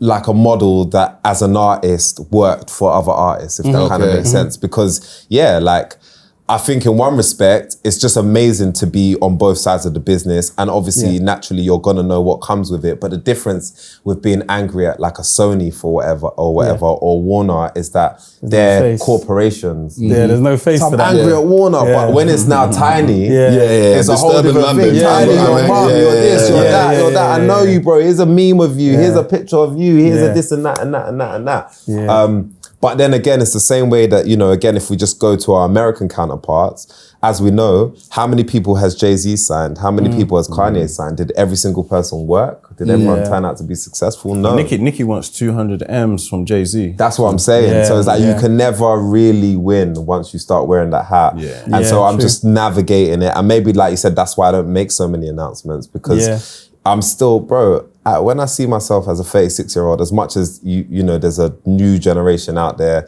that is very young, about to come into their own. In terms of life, in like a greatest, like the full length and span of it, still very young. Very young. Like most men, if you say like men, adult man, they come into their full fruition at like 40 years old, 50 sometimes. Do you get what I'm saying? So on this sort of business journey, while I'm obviously still very much an artist, I'm like, okay, I know that some things are not necessarily gonna go perfect. I know I'm gonna try and do certain things with the best intention, and some people are not even gonna, like, I'll be very honest with you, I've had artists that I've signed, or producers that I've signed, they've come in with their manager, they've gone to a lawyer, they've looked at the contract, they've signed the contract, they've taken the 100K advance or 50K advance or 20K advance, whatever it is.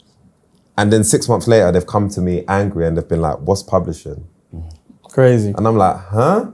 Like, seriously? Yeah. Do you get what I'm trying to say? So I don't know why he doesn't know what it is. I don't know how he was raised, how educated, uneducated he is. All I know is that I've followed the right protocols. But naturally, as a talent, if someone now comes out and says, oh, you know what, I don't even know what publishing is, and then that immediately makes me look bad. Yeah, like they took advantage. Do you get what I'm saying?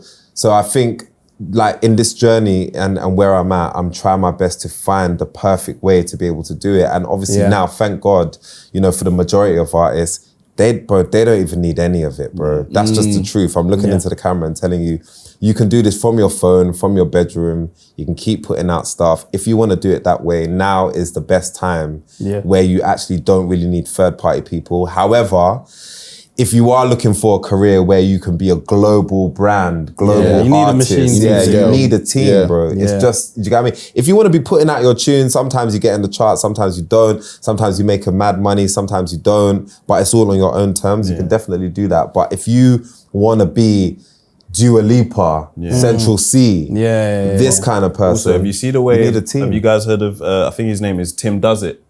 Tim Does It, Like the way he's moving right now. What's Brazy. the song? Gold on me like I'm Cat Slater. Oh, that actually even came out like a year ago. I saw the original, then he done a remix, but he's working. So if you want to have work rate like that, you have to have work rate like that. If you want a team behind you, you got to have a team behind you. Before we get into our next game, I want to ask, have you sold your catalogue? No. Would you?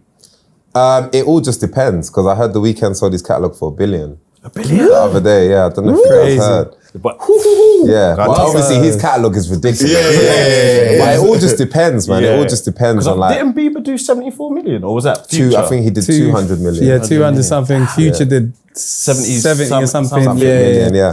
And then obviously what people don't understand is that if you do ever sell your catalogue, it's a relative thing. So you have to look at it like, if I can put in a clause in this agreement where I can buy it back. Okay. Then if I'm gonna get 74 M's up front, that makes in sense. theory, I could flip that to make $500 million. And then when I've got $500 million, I can go back. Okay, what now you want to sell it to me for 100 M's? Okay, fine. Like I'll just buy it back.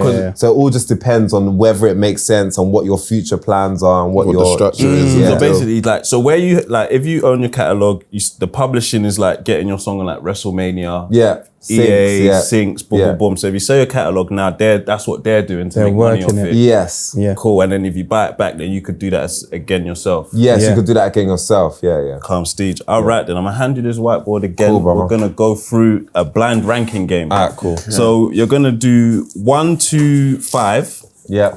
And I'm gonna say some random locations, and you're gonna put them somewhere. Where you put them, you can't move them. And then we're gonna talk about one in particular towards the end. Cool. And see what this place means to you. Yeah. You guys ready? Yes. All right. The first place is Peckham. Yeah. So What are we ranking it on? just What we want. however you want. And I'm gonna see if I can get a story out of you guys. Yeah. Okay. So Peckham is the first location. Yeah. Second location is West End. Yeah. It can be anywhere along that West End strip. You can start from Trocadero all the way up to Selfridges, Yeah, yeah. West End. Third is Shoreditch. Yeah. Oh. Wow. Shoreditch is a legendary spot that has lasted and has been a part of so many people. That's tough. From across London. Shoreditch is a hot spot. I'm gonna put Brixton at 4. Brixton is the 4th location. Yeah. Damn. Yeah, I'm finished. I don't know where you're gonna go. I'm gonna have to. So what do we have so far? We have Brixton, West End, Shoreditch. You've missed Peckham. Oh, Peckham, yeah. Where you put in Peckham. Yeah. Okay. And then I'll say the 5th location once I've seen everyone's locked in. Yeah. I'm locked. What they've got. You guys ready for the 5th location? Go. Yeah. LA. Damn. All good, All right. I hoped LA was number 1 for you. Yeah, go on. Where did you get LA?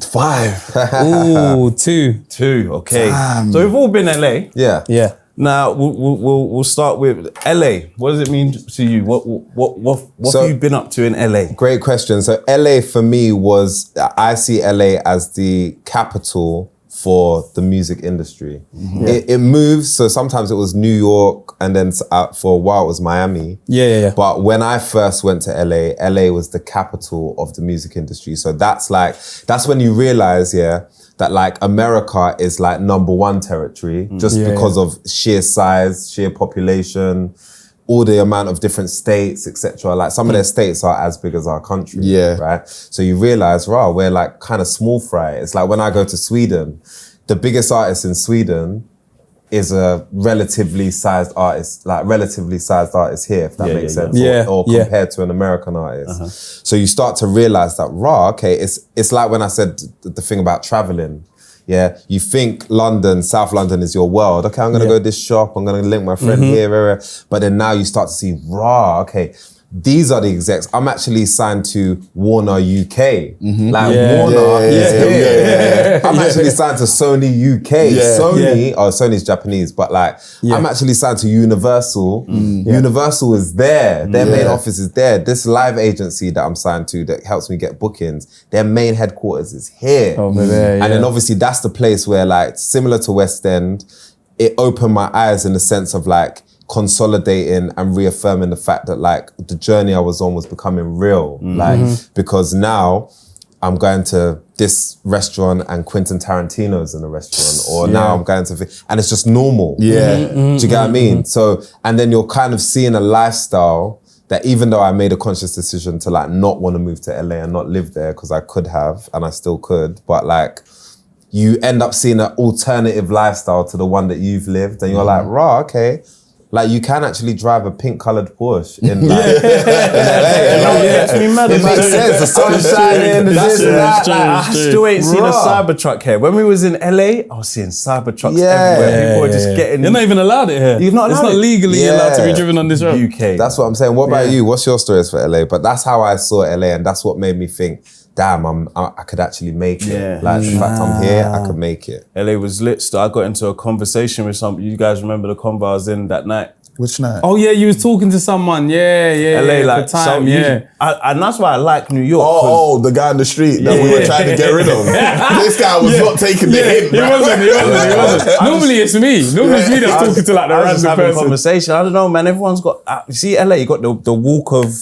The Hollywood. I feel LA is a place where there's so much talent, but not all of it can be seen, and that's just the world. It's like. Bare people must be able to do a moonwalk out there. In my Of course, head. But you see them, but they're just the C word, isn't it? You know what I'm saying? But like, Skid Row and all that stuff. I'm sure like they came here to act, dance, sing, and the Sutton just chewed them up. But that's also why I decided I couldn't live there. Because I just felt like, bro, for once you come out of the airport, bro, the Uber driver is giving you 5 different cards, bro. I'm a talent scout. I'm a this. I'm a that. I'm a that. Hey, you want this? I can get you this. I can do that. I can do that. It was a bit too much. It's too transactional. And obviously they already, like, we're capitalists here, but they have a very capitalist mindset. American dream. Everything is a transaction, and anyone could become the president. That Uber driver in 5 years could be the president of the United States. That's how their minds are wired, And the way it is, it can be possible. It is possible, But there's something very amazing about that. But then there's also like a bit of like a superficialness. Like it didn't feel genuine. It felt like because of that, because everyone felt like, oh, you never know who someone is, so you never know what you could do with them or get from them. It made all the relationships and connections disingenuous. Do you get what I mean? I remember one time we did because you want fun stories, I remember one time we did a random house party, bro. So we were posted up. Obviously, everything's ringing off with the tunes. But in my mind, I'm just still this little rapper from the UK. So one day we've got this nice house. So we're like, oh, we're going to do a house party. Because obviously there's bare UK people in LA as well. So we're like, let's just do a house party for our UK people. Brother, I'm not going to lie to you, bro. House party's going well.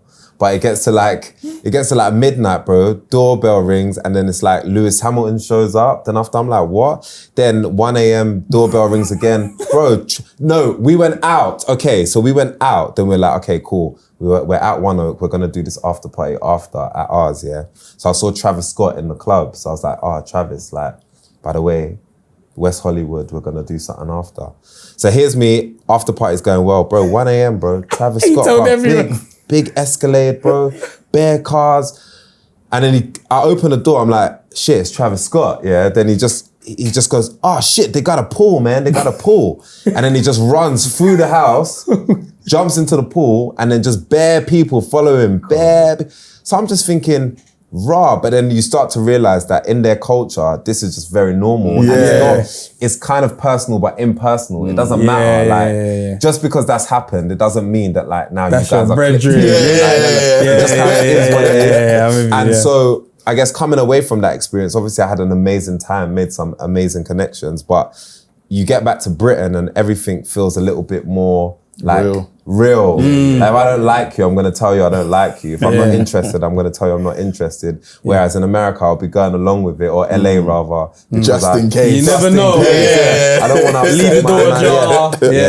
I don't know, man. That's a bit too much for me, man. Where did you guys have, what was it, Shoreditch? Yeah, Shoreditch. I had it at 3. I had it at 3 as well. Oh, I had at 4. Did you, Shoreditch isn't like really a performing place, but what any music memories from Shoreditch? So I just remember when I was 24, when I was like 23, 24, I'm saying all this stuff because people know it already, but 23, 24, I probably made like my first million. And I was living in Canary Wharf before that. So I'd moved from Plumstead or wherever to Canary Wharf. So again, your world is as big as you know. So I'm in Canary Wharf. To me, I'm in West End, bro. I've made it. Like I'm in one of these nice apartments. Life is good. Concierge, everything. So I've made some big money.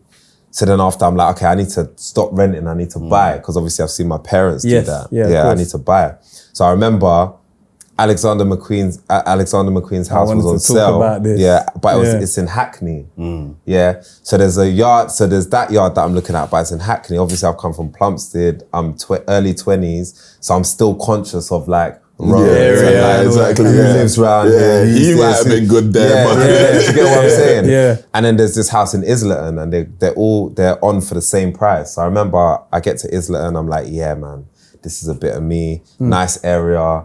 I can get into Central quick. But then one of my friends, and God bless this guy, because this guy, you know, sometimes, you get to a certain age and you realize there's just one of your boys or one of your friends that has always just said the right things to you at the right time. But at the time, you don't realize. But as you get older, you're like, he's actually like, that's my guy. Like, I don't see him all the time or talk to him, but he's got good intentions for me. So I remember he already had his property, had a nice property in Battersea, made money before, all this kind of stuff. So he was like, T, you need to get the house in Hackney. And I was like, bro, I was like, am I really gonna live in Hackney though? Like, obviously Hackney's nice, but this is hot, bro. Written in the Stars is out now. Right now. Like, you want me to live in Hackney? Like, he was like, bro, change your whip, get a smart car, and buy that house, bro. So I was like, okay, cool. So I just listened to him, got the house. And so did you get the smart car as well? And I got the smart car. Okay. Brabus one though, Brabus. Yeah. And you know, we ended up making our own smart car. Yes, you did. Yes, you did. Crazy. Yeah, but Yes, anyway, you did. that's for another day. Yeah. So basically that's why Shoreditch is my number 3, because obviously Hackney and Shoreditch are not far away from each other. So that was my first kind of like, not West End, because I'd obviously been to West End before, but as a adult living my life, that was my like hub. Where you go to the bars, and at the time I used to see loads of different artists just walking around there as well. Like there's this band before called Block Party. I don't know if you can remember them, but the lead singer is a guy called Kelly. He's probably Kelechi. He's a Nigerian guy. But they were big like back in the day. So I used to see all these guys walking around. Then my fashion at the time was more aligned with that Shoreditch, the hipster kind of look. So I was like, this place is. And it felt like a kind of very liberal place in a weird way. And obviously where we're coming from, areas and estates, and you can't go here, you can't do that, you can't. It just felt like a liberated place where you could kind of just do what you're doing. Do you get what I'm saying? And then they obviously had all the mad warehouse parties and all these mad things like that. So yeah, Shoreditch will always have that time, and that era of my life it's like one of the best times when I look back on it. It's amazing. So in the space of however many weeks or months, you bought Alexandre McQueen's house and made your own smart car. Well, not in that same time. So I bought a smart car, and then maybe like 4 or 5 years later, I made my own one. Yeah, that was crazy. Yeah. That would have been too mad. It's too much. It's too much. I'll take this off you now. Cool, Thank you. I want to briefly talk about, before we get into our final trivia game, we're all married men. Friendship group, who got married first? In my friendship group? Yeah. Me. Are you the only one? Or like the others, you the leader, they followed and said, oh yeah, is that what we're on? Yeah, we're all getting married now. I think so, you know. Yeah. Cool. And Tem was first out of the 3 of us. So my friend is in a pickle, a dilemma. Yeah. He's considering not continuing with his lady no more. Are they married? No. Okay. And I was like, we're at the age we should all be getting married, but then I thought, would I marry her? Do you know what I mean? Like, I can't tell, if I wouldn't marry who I'm saying you should stay with, should I tell you to stay with her? Yeah. What do you guys think? That's a great question. Do you guys want to start? It's scary, man, because like I'm very fortunate in terms of my situation and how I'm married. Like, it could have gone left, as it could have for everyone that's in a relationship. But it's like, my vibe is, hey, like, you should stay together, because I'm just very like, it can work. But it really can't sometimes. It really can't, And that can be horrible advice, telling someone to get into like this marriage that's for the rest of your life with someone that is not compatible. That's scary. That's a very bad decision. Yeah. So like, would I advise The streets is cold though. It's tough. It's tough, cold. especially because like I'm not in that household with you lot. Yeah, so yeah, I've yeah, only yeah. got to go by what you're telling me. If I was to speak to her as well, she might tell me something. You might be the problem.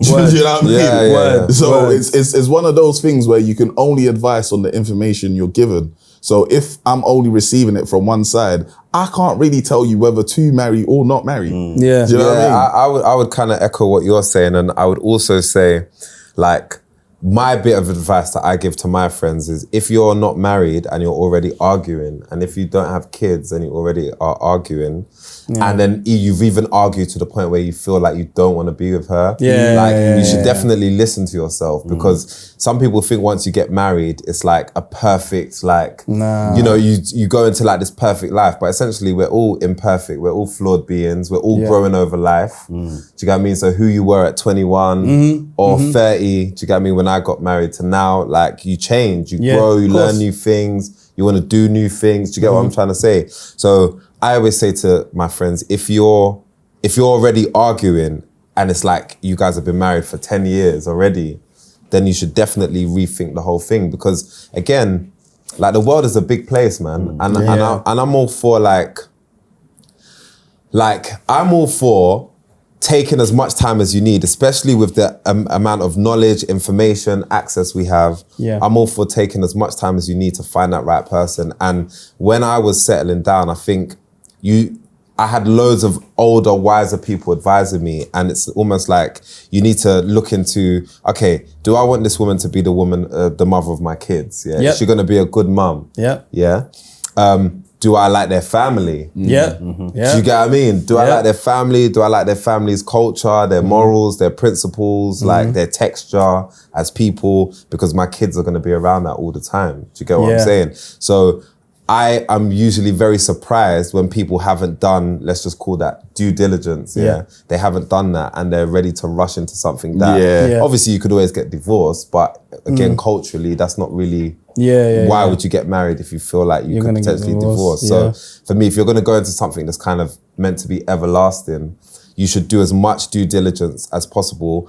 And life before marriage and kids, it should just be like a whale of a time. Like sometimes when I hear people, oh yeah, we're stressing about this and that, I'm like, brother, once you have X amount of kids or you have this and that, get tougher that's when the stress is real. So you guys have to be a team from early. And it just needs to be fun before all of that. I agree. Like you shouldn't ever really have any reason to argue. If you're not married or you don't have kids and you're dating someone, why do you need to be arguing? You should just be having fun. I also think that like if you're married, and you're having these experiences, there should never be a point where you're like, I knew I shouldn't have done this. You know what I'm saying? Like, I saw the signs and I still went, why did we do this, man? That's mental. Would you marry his wife?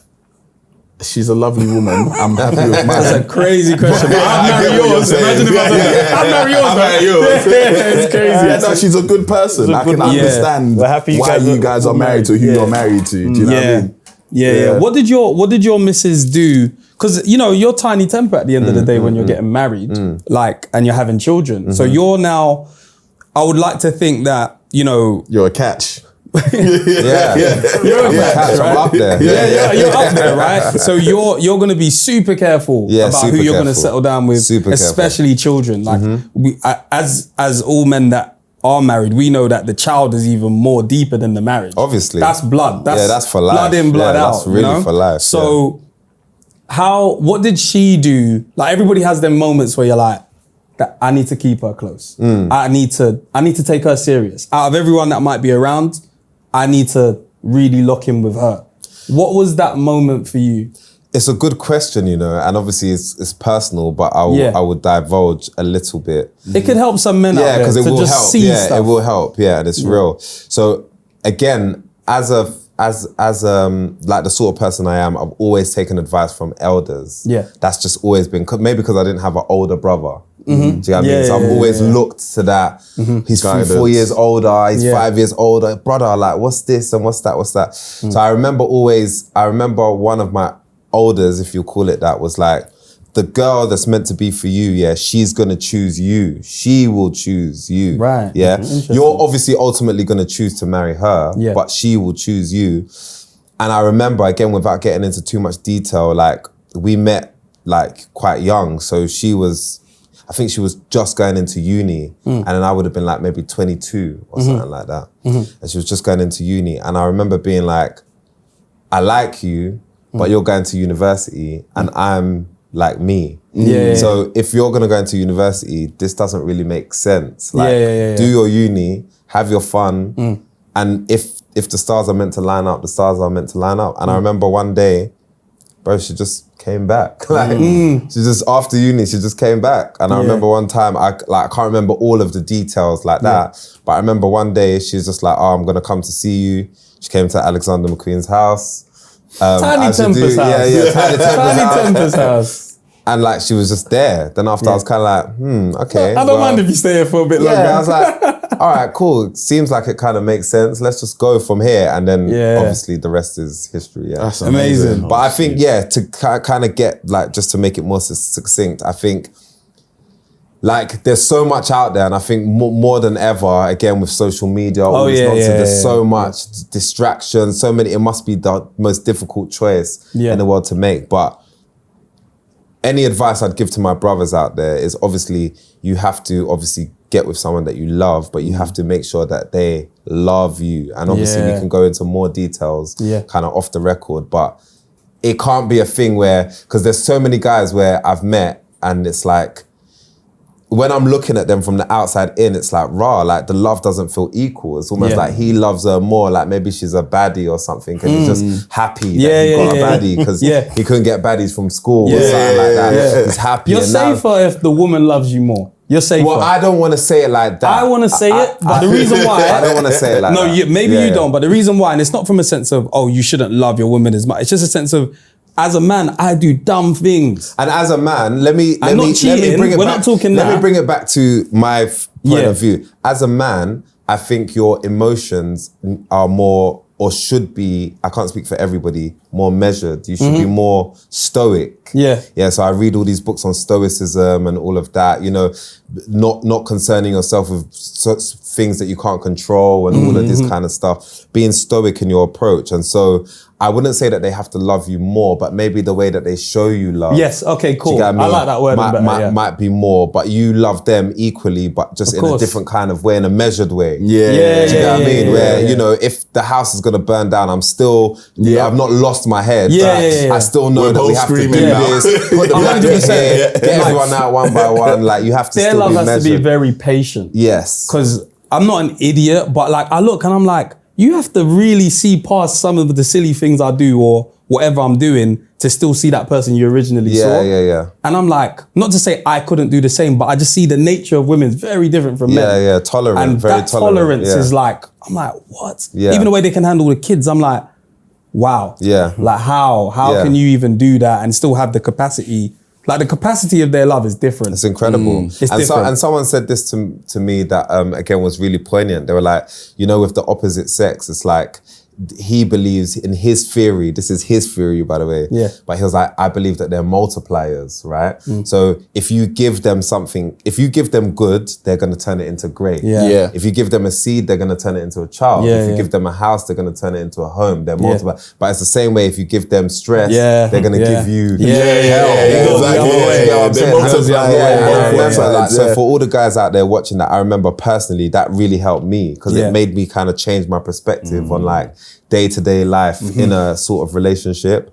But yeah, man, I think at the end of the day, it's hard to find a good woman. And if you're a woman, it's probably hard to find a good man in this day and age. I like that. That was poignant. But they are out there. Do you get what I mean? And so I would say for all those guys, definitely get yourself right first. Get yourself in a position of, like, when I even say comfort, I don't mean you have to be like a rapper or footballer or you have to have a successful podcast. I just mean, like, where you know where you're going in your life. Like, I don't believe that you should be kind of lost and trying to figure things out in a marriage. That will mess up your... I get you.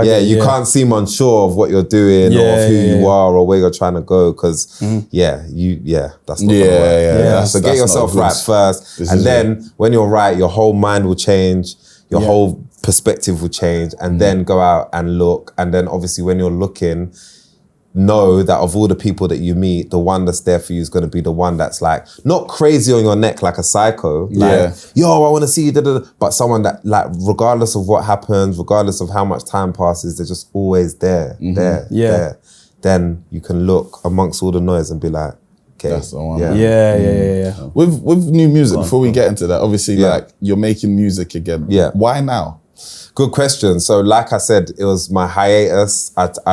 I said, I've always been one of those people who I'm like, I want to do this, this, and this, and this, and this. And then 9 times out of 10, I'll do it. So I was like, when I get to 30, I want to build a studio and I can come into it just the same way you guys have your shoes off. I can take my shoes off and I can just be in there and I can still make music, but I can facilitate other artists. And then obviously that's when I started thinking about publishing company, et cetera, built the studio. Then I was like, I want to settle down and make this official. Because if I don't want to be one of those guys. Do you get what I mean? Like 50 years old, still running around, still doing a madness. Do you get what I mean? Like, I know myself. Do you get what I mean? So I did that, then had kids. And then I feel like I'd kind of ticked all the boxes of all the things that I wanted to do. And then also spent not enough time, because I'm still a very present dad, but I'd spent enough time in the house where my kids know their dad. Like they look for their dad. Do you get what I mean? I'm dad in the house. Do you get what I'm saying?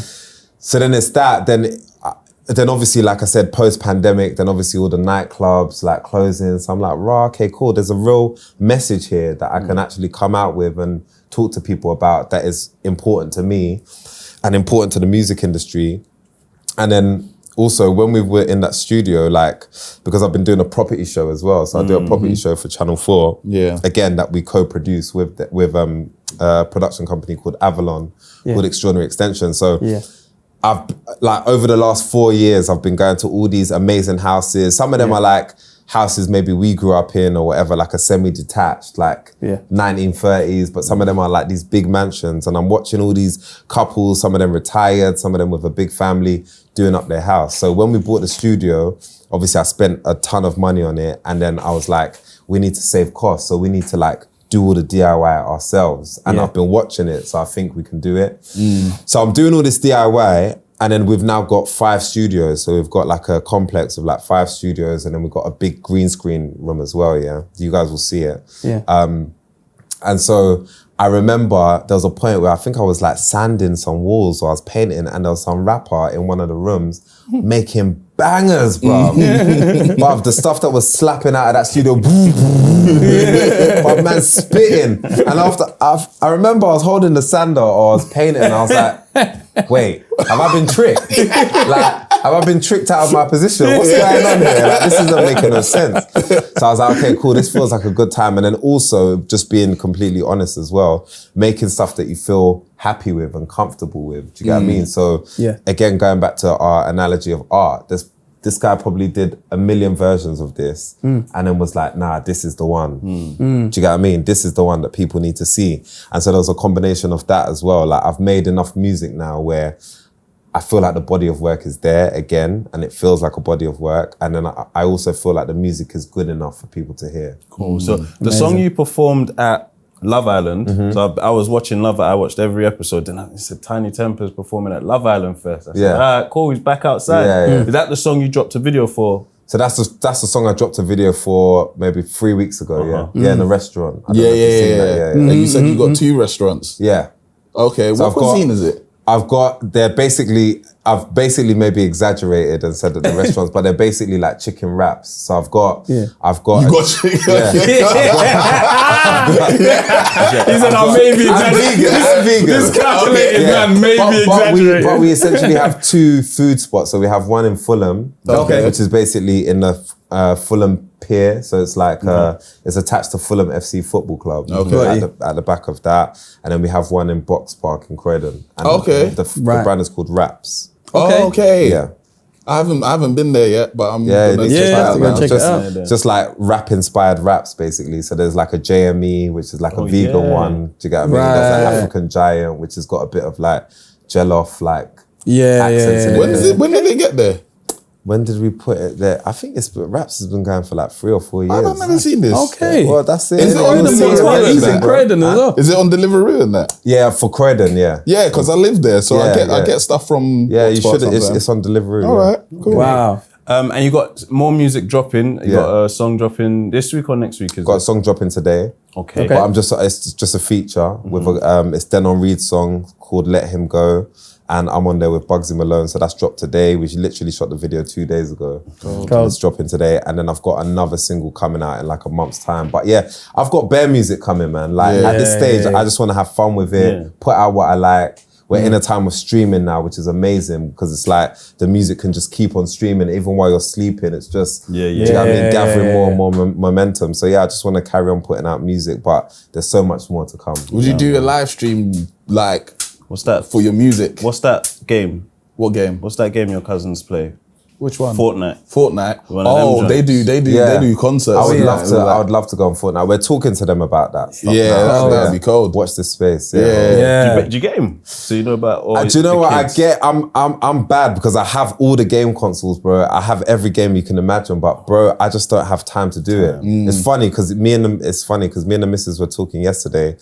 And she was like, yeah, I was beating everyone at Street Fighter. She was like, why don't we just move the PlayStation 5 into our room? And after I was like, that's a great idea. Great idea. If it's in our room, then we can play it. But bro, I don't have no time to be playing. Like, obviously I love gaming, but I just don't have time to do it. We've even got all the consoles in the studio, even down to like N64, Mega Drive, we've got everything, all the errors. But to actually just sit down and play and game, like between making the music, being across some of the business, like family, I just don't know how. Maybe when my kids get more into gaming, then you'll play with them. Yeah. That's sense. cold. All right, here's a game for you. Cool, man. So we've got a leaderboard. This is how we send off our guests in a good way. It's an opportunity to get on the leaderboard. You need at least 13 points to get on the leaderboard. Cool. The rules have changed slightly, so I'm going to read you your rights. Say no more. Gonna run toilet quickly. You carry on. Yeah, and then right here. But when you get back, remember to the red and green lights, yeah?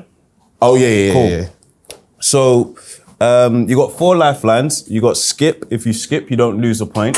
You can only use that once. You can ask a 90s baby. So if you're stuck on my question, you can ask Tem or VP for help and vice versa.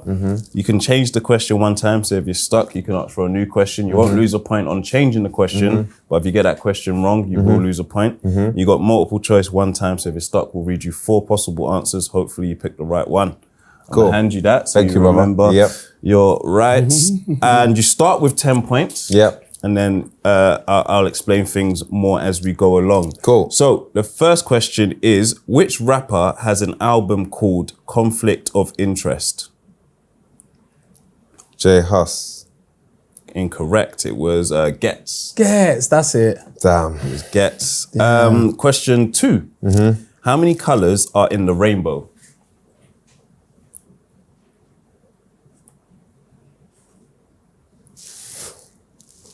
Okay, ask a 90s baby. He saw me counting. Yeah. 7? Correct. Yeah, I Wicked.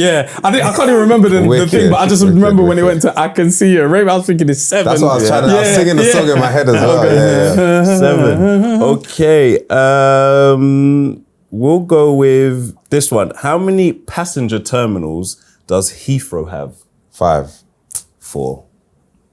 There's not Terminal 5, swear. It is Terminal 5, but there's no Terminal 1. It's 2, 3, 4, and 5. Oh, swear. Wow, what a trick question. Passenger terminals, so in case anyone won.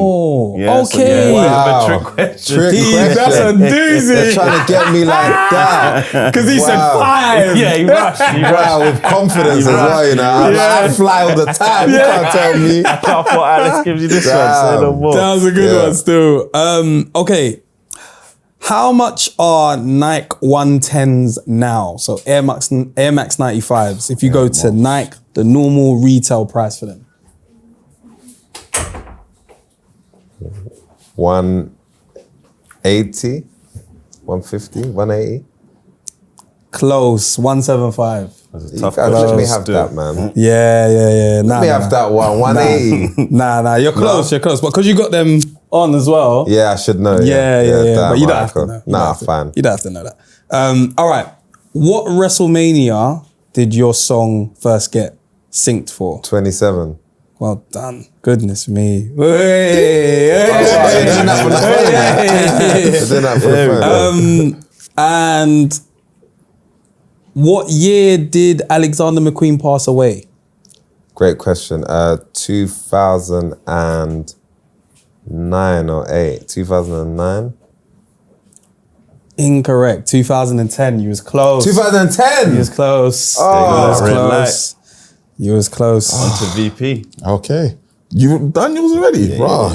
That was quick. All right, cool. My first question is, who sings the hit song Wrecking Ball? Miley Cyrus. Correct. Well done. Okay, question 2. What is the term for a quick temporary fashion trend? A quick temporary fashion trend. Yeah. Fad. Correct. Yeah. Well done. It's a smart man right there. All right. And my third question is, what fabric is made from the flax plant? From the flat plant. Flax plant. Flax plant. Which fabric? You got good lifelines still. You can skip and you won't lose a point. And this is your last chance to use skip. Okay, let me skip. Yeah, cool. Okay, cool. What was it? Linen. Linen. Yeah. Wow. Rah, okay. Say So that. you got 2 lifelines left. You got multiple choice and change the question. Those Yeah. are great ones to have Great on question ones. 10 because Yeah. you're currently on 10 points and question 10 is worth 10 points. So you can gain 10 points, but you could also lose 10 points. Chai. Alright. Zero. Now you get to choose who asks you the final question that's worth 10 points. And my category is in football. Damn. My category is in APs. Okay. Tams, let's go. Hold on, you Oh, is that how you're feeling? You don't know Okay. mine. You might. Okay, go on. Mine's in WrestleMania. In WrestleMania? Nah. no, Let's go. All right. I'm not risking it. All right. The Nautilus and the Royal Oak were designed by one person. Who is that person? Oh, I thought you'd know it like that. I mean, he's got multiple choice still. Yeah, it's still multiple choice or change the question. Yeah, You can change use the a- question. Change the question. No, but okay. change the question. If you moves change to the question, one of then our moves I know the to categories. guy. I've actually met the guy. He drew like the original design of the Royal Oak for me, and he signed it. But I So can't if remember you heard name. his name, you don't think you would know. Stop flexing. Oh, Because you saying the multiple names? choice Oh, would sorry. be Yeah. a choice of 4 names, basically. So, So if you hear the name, you would know it. Multiple choice. If not, you could come to WrestleMania or football. Let's do multiple choice. Oh, he's confident. Okay. Is it Michael Talon? Is it Alex Oken? Is it Daniel Alonso? Is it Gerald Genter? Say the names again. Is it Michael Talon? Is it Alex Oken? Is it Daniel Alonso? Or is it Gerald Genter? Let's go with Gerald. Well done, my man. Oh, Well yeah. done. Well Well done. done, my man. Let's go, man. Well done, my man. Oh my goodness. I should be saying his palms are sweaty. My palms are sweaty. You were saying it, Mom man. spaghetti. Mom spaghetti, bro. Damn. Yeah. We got a legend Well on the board, done, boy. man. Well Amazing. done. People ain't been doing too well at the trivia. Wow. Like, Yeah, this is the new format. new format. You've Yeah. launched into first place. Yeah. Wow, is it? Amazing. Happy To see days. first time, all the time. You're Amazing. Can I say something? I want to give you your props as well. I think you revolutionized the sponge head top. Come on, bro. How many That's so hairstyles, good. bro? If I How's look, that I'm fair? like, when did niggas start sponging and Tiny was doing that Thank you, before my we knew brother. what the sponge was? Thank you, my bro. How did you find the sponge back then, or did you have to like Do you know twist what? it, I'll give then it. out Do you know twist? what? I'm gonna be very real, bro. I'm gonna give a lot of credit to my brother. He's one of our cousins as well, Henry. Okay. So one of my cousins, Henry, bro. This guy, because we used to live together. Remember when I was saying I was in Canary Wharf? Yeah. So obviously, naturally, young G in Canary Wharf, the first thing I wanted to do was like live with my cousin. Yeah. So we're living together. Do you get what I mean? And so I used to see him, you know, like a regular car wash sponge. Bruv, I don't know where this guy got this idea from. That's crazy. But he had a car wash sponge and I just used to see him every day just doing it on his hair. That's mad. Then the sponge would start breaking into bits and bits, but it would make it better. Yeah, they got the groove into it. Yeah. So before they even started making the sponges that you get with the holes in it, he was on a big yellow That's cold. car But sponge. wait, did he not invest in this idea? Some people are just ahead of their time, bro. That guy, that's why I want to big him up. crazy, That guy man. was ahead of his time, bro. That's bro, crazy, I could talk bro. about that guy for days. He went to RADA. I remember the other day I was in LA and my missus was there actually, and we went to see Damson. So we went to Damson's house. And obviously Damson's from Peckham, he's Nigerian, and I was just seeing Damson in his house, obviously elated, like happy by his pool table. And my cousin was in acting, but unfortunately, like, didn't end up going the full way. And I just remember looking at Damson thinking, oh man, my cousin was just 5-6 years before this. Yeah. 5-6 years before this, where there's Damson, Daniel, all these different guys shutting it down. Yeah, it's unfortunate, man. But yeah, big up Henry, Peckham man. got something in the water, you know. Yeah, we was trust thinking me. about Fulton Heath, but Peckham's got something in the Fulton water. Heath too, and Yeah, Croydon. Yeah, there but is. Peckham, like John Boyega, I mean, you, yeah, John Williamson, Boyega like as you well, got yeah. gigs. Right now, There's even a lot. when we look at our guests, people are going to think we're Peckham affiliated. Yeah. 100%. Thank God we had Stinks. Thank God we had Stinks on. So a young presentation at the top of the leaderboard. Where I like to TINIE be. Tempah. Where I like to Big be. T, Big amazing. 20. Well Thank done. you, man. Round of applause for you, man. Big T. That is cold. Great competition as well. The Bloody words. hell. It's been a long time Yeah. for someone to get on it as well as straight to the top. Amazing. Yeah, You made it up yeah. there. Sweet, man. Yeah. Thank you everyone as well before we sign out. Yeah, that for sure, made for it sure, to for the sure. Pop-up.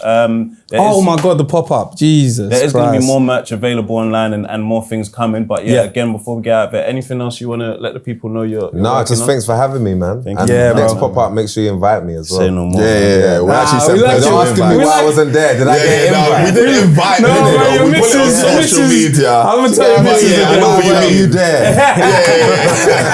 Was I invited? Yeah, I hear it still. Yeah, do you get what I'm saying? It's our That's perfect. first. Small invite, do bro. more. Just We'll one do little more. DM. Just a little, Yeah. You know what I mean? No, big respect, bro. Okay, Honestly, nice, man. massive Appreciate it, respect. brother. You're Nice one, brother. absolute Appreciate legend, it, man. brother. Yeah, other than that, Appreciate you know the guys. theory, bro. 90s baby, crazy, man. Cool. Amazing. Nice, man. It's a wrap. No, Wicked, thank you, bro. guys. Nah,